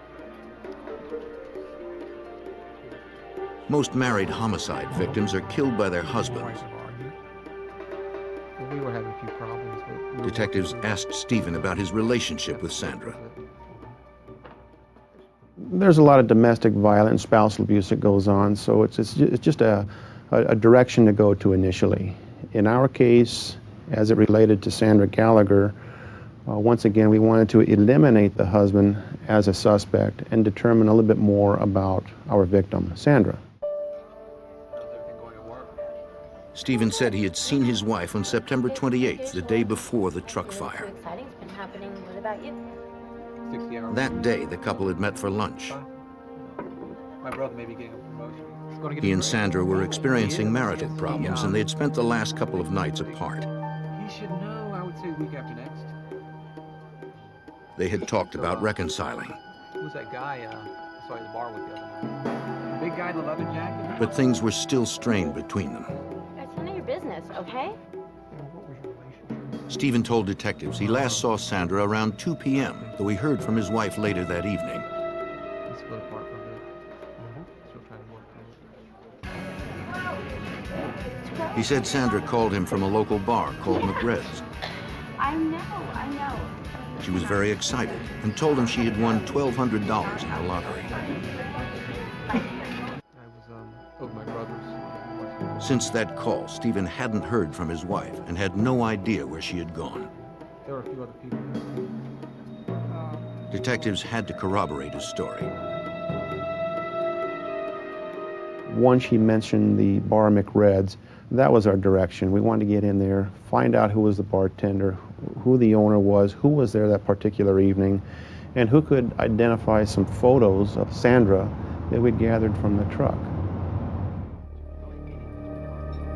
LAPD detectives visited the bar.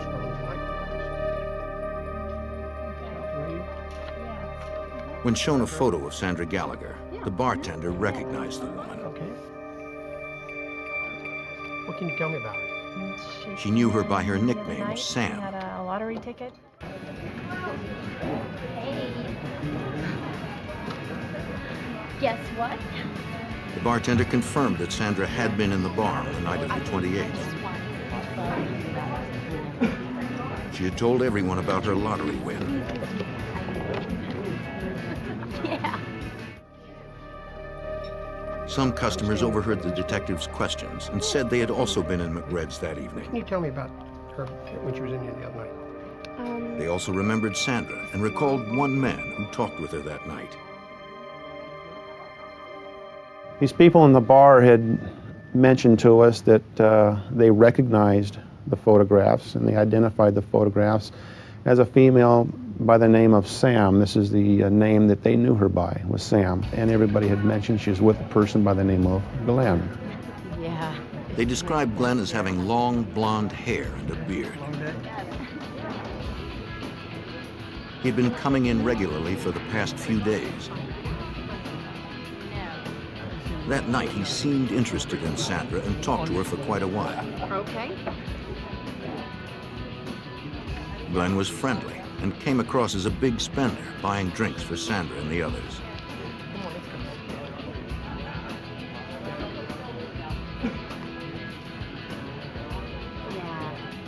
When the bar closed, Glenn had asked Sandra for a ride home. That's a big hint. I think we gotta get out of here. He said he lived nearby.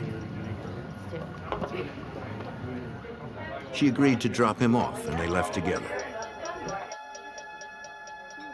The customers hadn't seen Glenn since that night. Yeah, she took him home. Do you know where he lives? It was about 5 minutes. They believed Glenn's last name was Rogers, but they weren't sure. Their description of him matched the one of the man seen fleeing the burning truck. If you think of anything else, please call me. Detective Koblenz would check the lead. Thank you. Through department sources, we were able to identify Glenn Rogers as a resident in the Van Nuys area. And we were able to obtain photographs of Mr. Rogers. These photographs, in the next day or two, were shown to various witnesses at the bar in the form of a photo lineup. And Mr. Rogers was identified in this photo lineup as the person being at McRed's with Sandra Gallagher. Detectives secured a search warrant for Rogers' apartment. It was only a few minutes away from where the truck had been burned. LAPD, search warrant! They didn't know if Rogers was inside, perhaps with a weapon. Uniformed officers entered first to clear the apartment. Rogers wasn't there.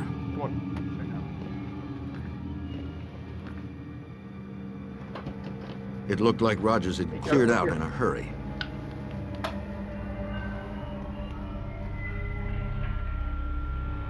Detectives recovered a purse and a woman's wallet. It was empty of cash and held no ID. No identification. They also found a woman's earring.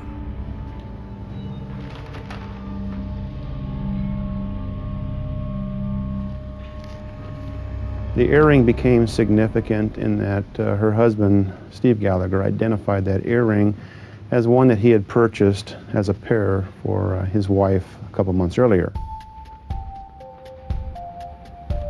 After several days, the coroner made his report. He positively identified the remains from the truck as those of Sandra Gallagher. He determined that she had not burned to death. We learn in the nose area of our victim there wasn't any presence of evidence of fire, sooting, and so on. That gave us information that because she didn't breathe any of the fire, any of the soot, it gave us an indication that she had died prior to the fire itself. The mother of three had been killed by manual strangulation.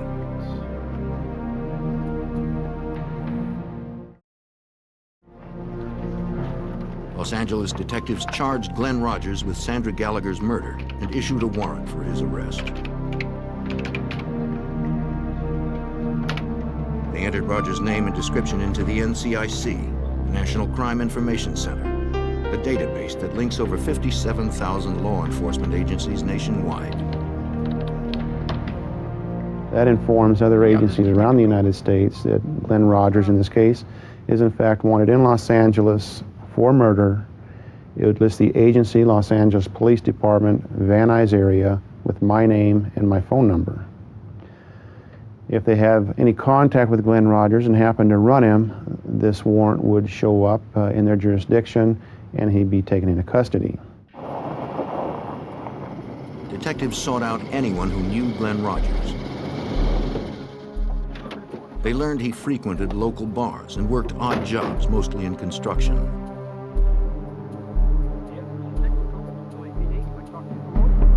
They visited several job sites, interviewing his friends and co-workers.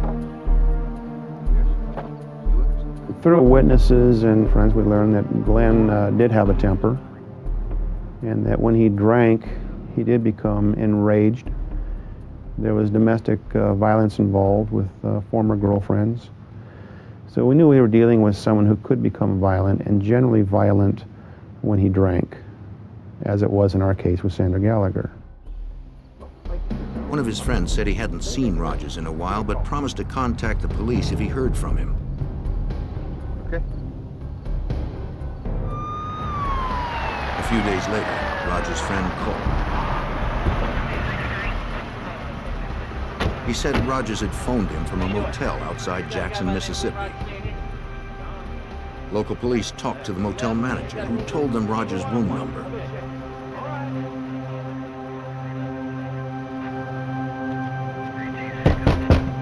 Police, open up!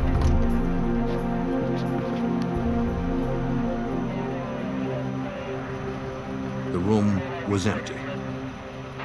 The murder suspect was on the run. In the fall of 1995, the search continued for Glenn Rogers. Police believed he fled California after killing a woman there on September 28th. A tip led to a Mississippi motel, but Rogers had disappeared before police arrived. Police issued an APB locally. They hoped someone would spot the suspected killer before he left the area. Days later, on November 3rd, 1995, Jackson, Mississippi detectives responded to a murder. Family members had found Linda Price dead in her bathtub. The 34-year-old single mother had been stabbed repeatedly and her throat had been slashed. Investigators searched the apartment for evidence.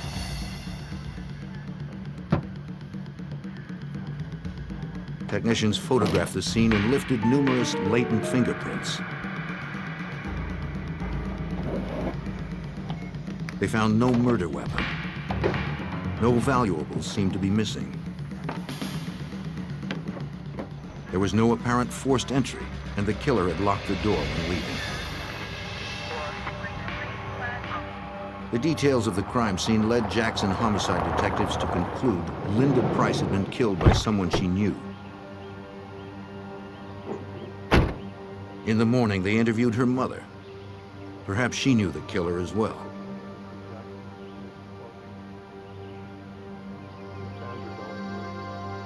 She said her daughter had a new boyfriend. His name was Glenn Rogers.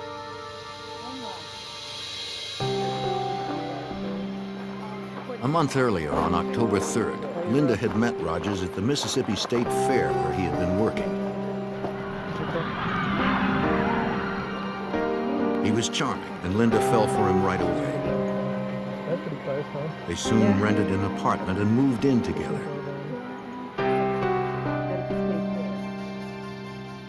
At first, Linda seemed happier than ever, but recently she wondered if she'd made a mistake. She told her mother that Rogers had a bad temper and she feared his mood swings. When Linda stopped calling and didn't answer her apartment door, her mother believed that Rogers had harmed her.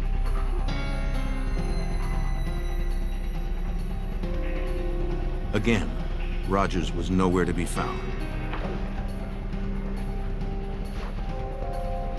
Jackson detectives believed he had left the area.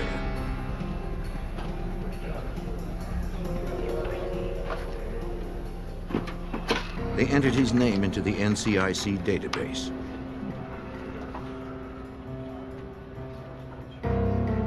Learning Rogers was wanted for murder in California, they contacted Detective Mike Koblenz in Los Angeles. Jackson, Mississippi at that time contacted me, informed me of a murder they had, and they wanted more information on Glenn Rogers as he was a possible perpetrator in that case.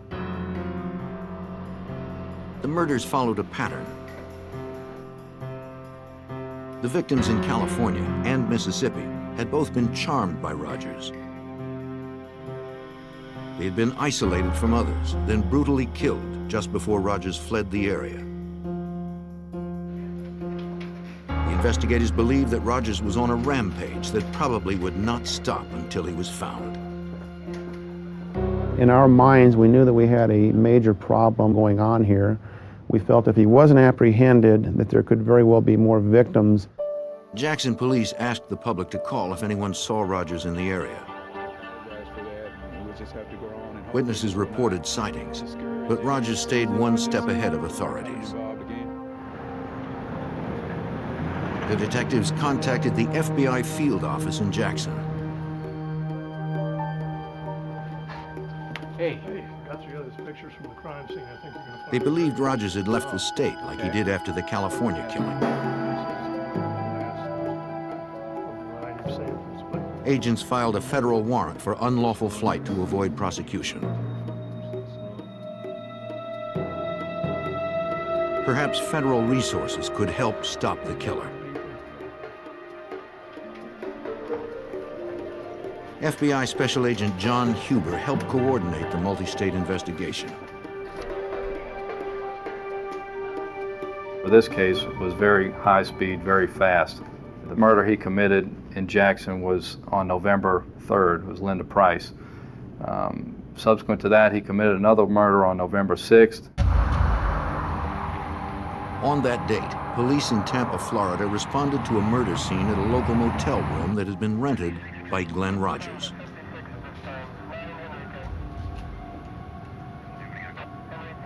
Like Linda Price, the young woman lay dead in the bathtub, stabbed in the back, chest, and wrist.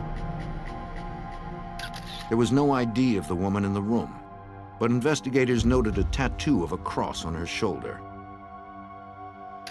Her jeans and shoes were piled near the toilet. A bracelet was found in the sink. From the evidence left behind, Tampa homicide detective Julie Masucci attempted to piece together the details of the murder. When we removed the clothing, It appeared that she had been stabbed through the clothing, which means that she was never undressed. And it was from the rear portion, which appeared that someone might have come up behind her and stabbed her. The shoes had blood spots on the top, indicating she had them on and was standing when she was attacked. Under her body was a man's watch. Investigators believed it belonged to the killer. It was significant that she was placed in a bathtub and that it appeared that someone tried to clean up any evidence that they left behind. We had found towels to indicate someone had wiped up blood off of a floor. It appeared that the bathtub water had been run to try and clean up any evidence that was left behind. The detective interviewed the housekeeper who discovered the body. That morning, she had been making her daily rounds just after checkout time.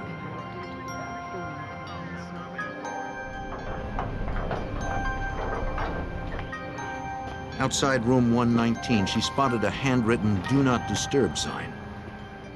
Housekeeping! She said she didn't clean the room the day before because she saw the sign and wanted to respect the privacy of the people staying there. On this day, the occupants were scheduled to have checked out.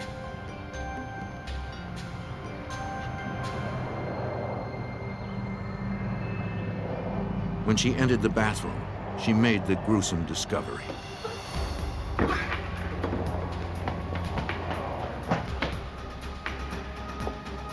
Detectives asked the motel manager if she knew about the people staying in room 119.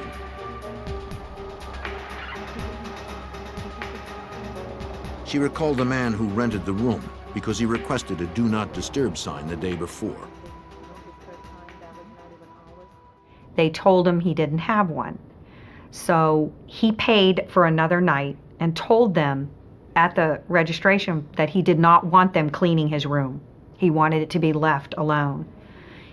Apparently he went back to the room and tore off a piece of a phone book and made his own "Do Not Disturb" sign, and he hung it on the door. The motel manager remembered the same man packing up a small white car that evening. He had paid for another night, so she didn't think he was leaving. She warned him about recent break-ins at the motel and told him not to leave anything in the car overnight. Thanks. Good, I'll go.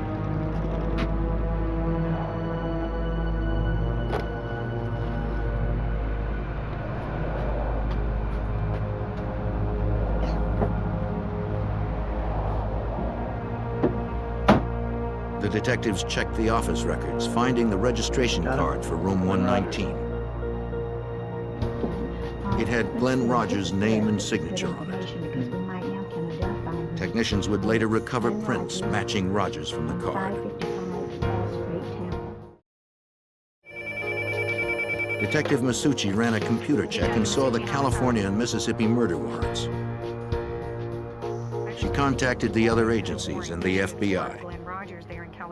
Then we started to realize very quickly into the investigation that there was a possibility that this man, Mr. Glenn Rogers, was a serial killer. The investigators knew who the killer was, but Tampa detectives still had not identified the female victim. She remained at the morgue as Jane Doe. If they could identify her, it might help them find the man who had killed her and at least 2 others. In the fall of 1995, after linking murders in California, Mississippi, and Florida to one man, the FBI and local detectives searched for accused serial killer Glenn Rogers. The latest victim had been found in a Tampa motel room. She was still unidentified. Responding to media coverage, a woman whose daughter had been missing for 2 days came forward. She positively identified the body of her daughter, Tina Marie Cribbs. Tina had 2 children of her own. Tina's mother told Detective Julie Masucci about her daughter's last day. We learned that Tina had worked and that she went to the Showtime bar, which is in Gibsonton, and she met some friends there. She was supposed to meet her mother there. Apparently it's like a family bar where a lot of people go, and there's televisions in there, and they just go and gather and talk. Detectives visited the Showtime bar. The bartender said she knew Tina and her mother. She confirmed that Tina had been in the bar on November 5th. The bartender also remembered that a man named Glenn was there the same night. How you nice ladies doing? He talked with Tina and the Let me others. do it for you, let the good times roll. You want bartender? He bought a round of drinks with a $100 bill. The bartender said the man was very friendly and won Tina over quickly. She started talking to a gentleman that was... Eventually, he asked Tina for a ride home.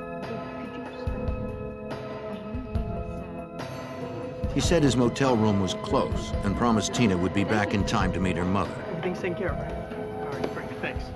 Tina finally agreed and told the others she'd be right back. When the mother came to the Showtime bar, she sat there and waited, and her daughter didn't show up. So she said she started beeping her to find out where she was. And she said that she had such a close-knit relationship with her daughter that she immediately knew something was wrong when she didn't answer her pages. Detective Masucci also learned that Tina owned a white Ford Festiva, the same kind of car the Tampa motel manager had seen Rogers packing with suitcases. She updated the NCIC report on Rogers, adding the Festiva and its license plate number to the fugitive's information.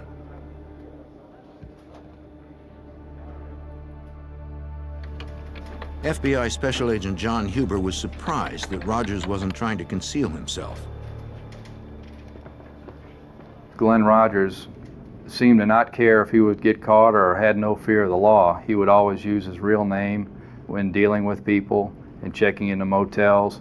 He would drive cars that weren't stolen, either belonged to the victim, which he could easily be linked to, or his own vehicle. He didn't seem to care. If people knew what was happening, he wasn't trying to hide.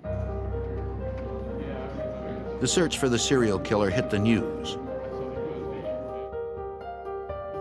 TV stations across the Southeast broadcast pictures of Rogers, asking anyone spotting him to call authorities.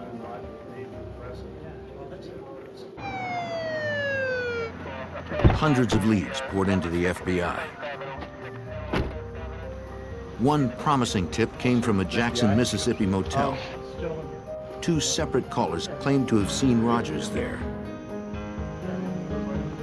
Rogers had been in Jackson previously and was known to frequent small motels. We set up a perimeter around the hotel, and then we had an entry team go up to the door. Police, come to the door! Come to the door with your hands up! Come to the door! Hands where we can see them! Hands off! Hands off! Agents were cautious until they could identify the man. Put that on the wall! Where is it? Hands on the wall.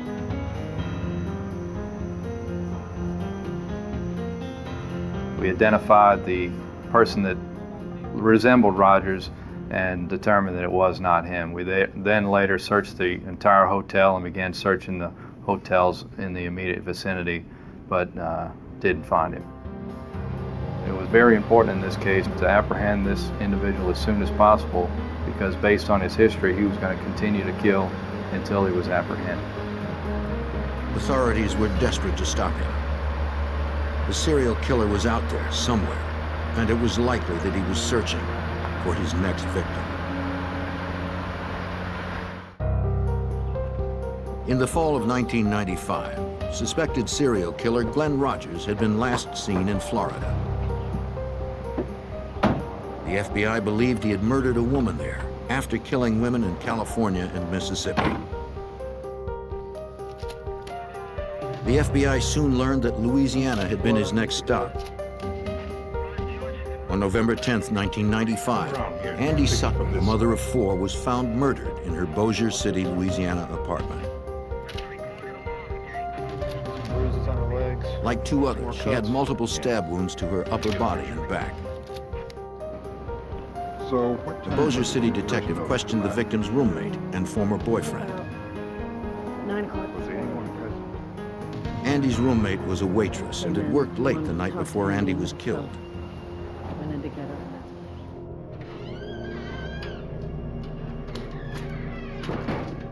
When she returned home in the early morning hours, she heard the bedroom door close. She assumed it was Andy and her new boyfriend, Glenn Rogers, in the apartment's 1-bedroom. Blankets had been left on the couch, and so she slept there.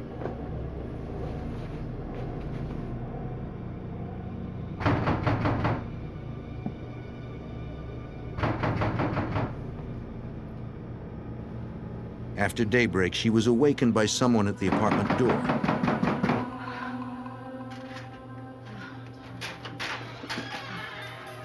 Would you tell Andy I'm here? It was Andy's ex-boyfriend. No, that's all right. I'm here now. I'd like to see Andy. He wanted to talk to Andy. I don't care. I'd still like to see him. Stay there. Andy? Andy? In the room, she found Andy's body under the sheet. She told detectives Andy had met Glenn Rogers in a bar. They had been dating for only a few days. Neighbors had seen Rogers leave in a white Festiva. Bossier City detectives ran Rogers' name through the NCIC and saw the 3 other murder warrants. They contacted the other police agencies and the FBI. Hey, detective. Who's that picture? Los Angeles faxed a photo of Rogers to be used in the local investigation.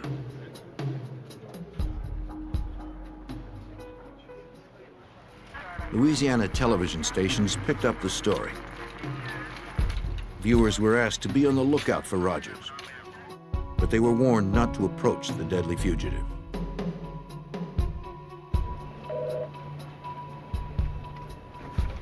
Special Agent John Huber and the other investigators were frustrated. Yeah, you know it. Rogers was killing people faster than we could investigate where he was. It was just a kind of a time game, and he was killing people faster than we could apprehend him. Hey guys, look at The FBI and local detectives believed Rogers murdered 4 women in 6 weeks. After each killing, Rogers had fled the state. Let's try to focus. The locations he chose were random. Let's try to focus in. Let's try to focus in over here. Despite their best efforts, investigators couldn't keep up. They needed to spread the description of Rogers and his vehicle across the country. Let's start off with that. Agents sent requests to truckers over their CBs to be on the lookout for a white Ford Festiva. They posted wanted flyers in truck stops and rest areas. We're not really sure where he's going to be going next. That's why They held press below here is conferences to get photograph Rogers' photo out to the public. and Gallagher has some of this out. They wanted to warn Right now, potential what we know victims is, and hoped someone would spot the killer. We have already. Through the media, agents released details of Rogers' MO for finding victims and the route he traveled. Gallagher was viciously raped and murdered. The FBI began the process of adding Rogers to their 10 most wanted list. 1996. At the rear of a complex. Getting someone on the 10 most wanted list increases the amount of resources that the Bureau puts into a case. It also increases the amount of media attention that's also worked into a case. The tips began to increase. One caller claimed Glenn Rogers was at a pool hall in Mississippi. 2 agents responded.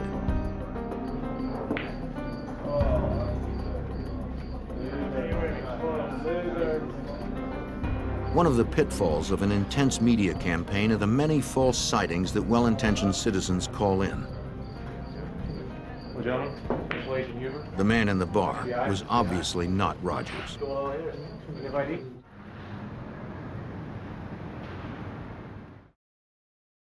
The investigators tried to predict Rogers' next move and focus their search. Special Agent Huber had worked plenty of fugitive cases. A lot of times in fugitive investigations, when people are in trouble, they'll go to areas that they're familiar with, or associates or friends. In this particular case, Rogers' family and friends were mostly located in the Kentucky area, and that's where a lot of our resources were focused. Authorities in Kentucky received priority teletypes about the fugitive. Kentucky State Police Detective Bob Stevens was already familiar with the name Glenn Rogers. In fact, he'd been looking for him for almost 2 years. Rogers was wanted for questioning in the disappearance and possible murder of his housemate, 71-year-old Mark Peters.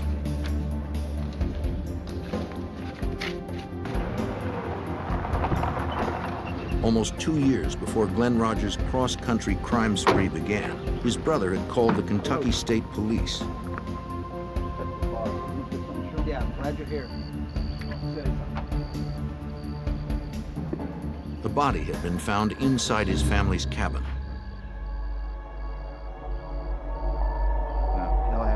Police believed it was Mark Peters. Peters had last been seen with Rogers. The cord tied around the corpse's hands and feet matched one found in the home the men shared. Authorities could not determine the cause of death, and they couldn't find Rogers. 1029 on it, please. The case is still ongoing and still pending. We had one suspect, which was Glenn Rogers. We weren't able to track Rogers real well due to the fact that he traveled by Greyhound bus, by tractor trailer, cars. It was hard for us to track him. So we had a hard time trying to know where his next step was. Still, the investigative focus in Kentucky paid off.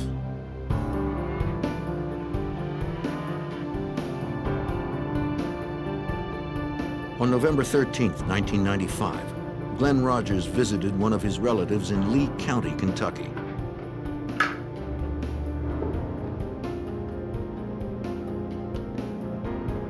When he left, she called the Kentucky State Police. Hi, I think you're looking for my nephew. Glenn Rogers. She said he was driving a small white car heading west toward Interstate 75. When Detective Stevens heard that Rogers was sighted nearby, he set up on the road he believed Rogers would take to I-75. It wasn't long before a white Ford Festiva drove by. The detective began following. I wanted to make sure that this was Glenn Rogers, not somebody else that I had actually followed in behind. So I pulled out behind this car. When I ran the car tags actually came back stolen. So I began to follow him. I was able to pull up beside him like I was going to pass him. When I looked over, I could see who it was, and the picture I had of Glenn Rogers matched the driver.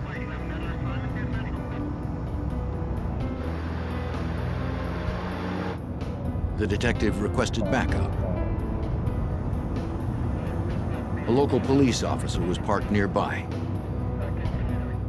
He joined the slow pursuit. They followed Rogers for a distance.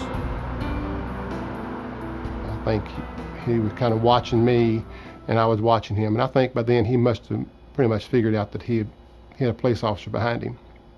So we pulled up to a stoplight, and he ran the stoplight and pretty much ran some people off the road as he was going through the stoplight. I fell in behind him at that time and activated my emergency equipment.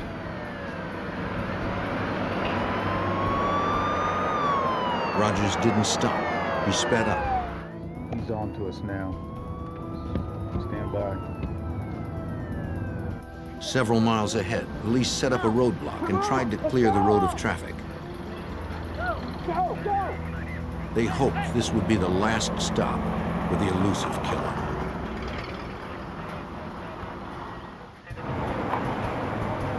On November 13th, 1995, Kentucky State Police set up a roadblock in an effort to apprehend suspected serial killer Glenn Rogers. Armed officers waited at the roadblock.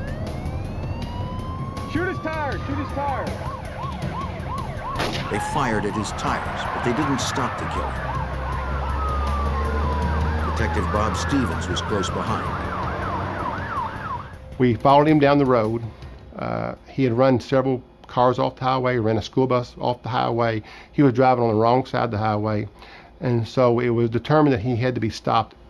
Sergeant Barnes was able to get up the other side of him. And when he came back, he tapped him, spun him out of the highway, off the highway into a ditch. They didn't know if the fugitive was armed.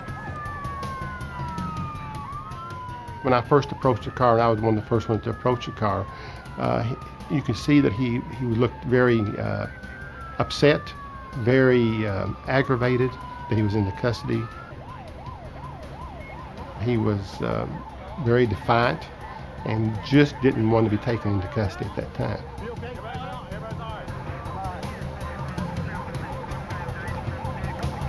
After a 2-month killing spree that spanned the country and left 4 women dead, Glenn Rogers was finally in custody.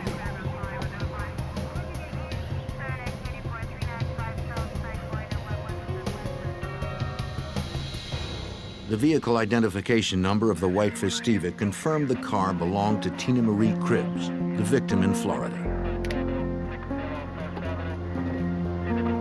Technicians scoured the car for evidence. They found shorts with blood on them, a blanket, and a woman's purse. These and other items linked Rogers to the murders in Mississippi, Louisiana, and Florida.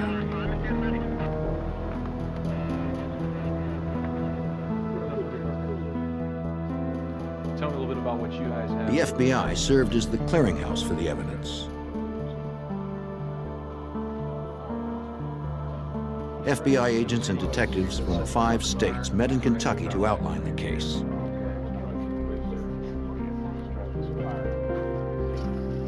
Special Agent John Huber helped plan the meeting.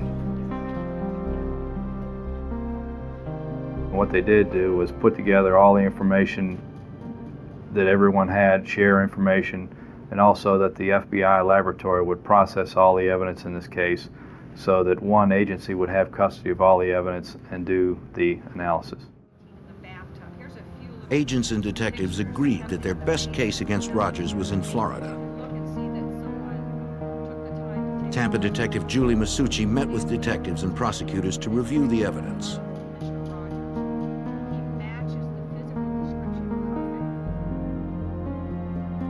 They believe the watch found in the tub with the victim belonged to Rogers. A photograph of Rogers with Mississippi victim Linda Price revealed he wore that type of watch. Detective Masucci was confident in her case due to the physical evidence implicating Rogers. We had Tina Cribbs' car that he was apprehended in. We had some shorts that belonged to him that had some of Tina Cribbs' DNA on them. The registration slip that Mr. Rogers signed himself, fingerprints that were found inside of motel room number 119, where the victim was found, and miscellaneous items that were found inside of the car when he was apprehended. On July 11th, 1997, almost 2 years after the murder of Tina Marie Cribbs in a Tampa motel room, Glenn Rogers was convicted of first-degree murder and later sentenced to death in Florida. 2 years later, Rogers was extradited to Los Angeles to stand trial for the strangulation death of Sandra Gallagher, whose body was burned in a truck fire. She poured over the victim's body and in the cab of the truck. He was seen. Prosecutors outlined the victim's final hours for the jury. They showed that Sandra and Glenn Rogers left McRed's bar together on September 28, 1995.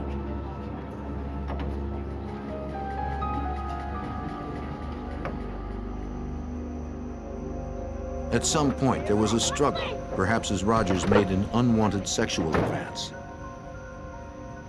He strangled her, crushing her windpipe.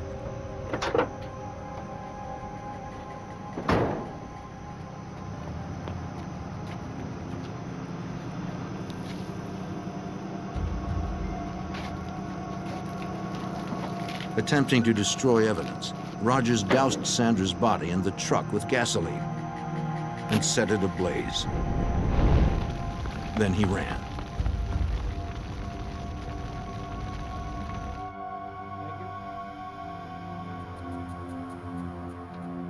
On July 16, 1999, a jury again found Glenn Rogers guilty of murder. He was sentenced to a second death penalty in the state of California.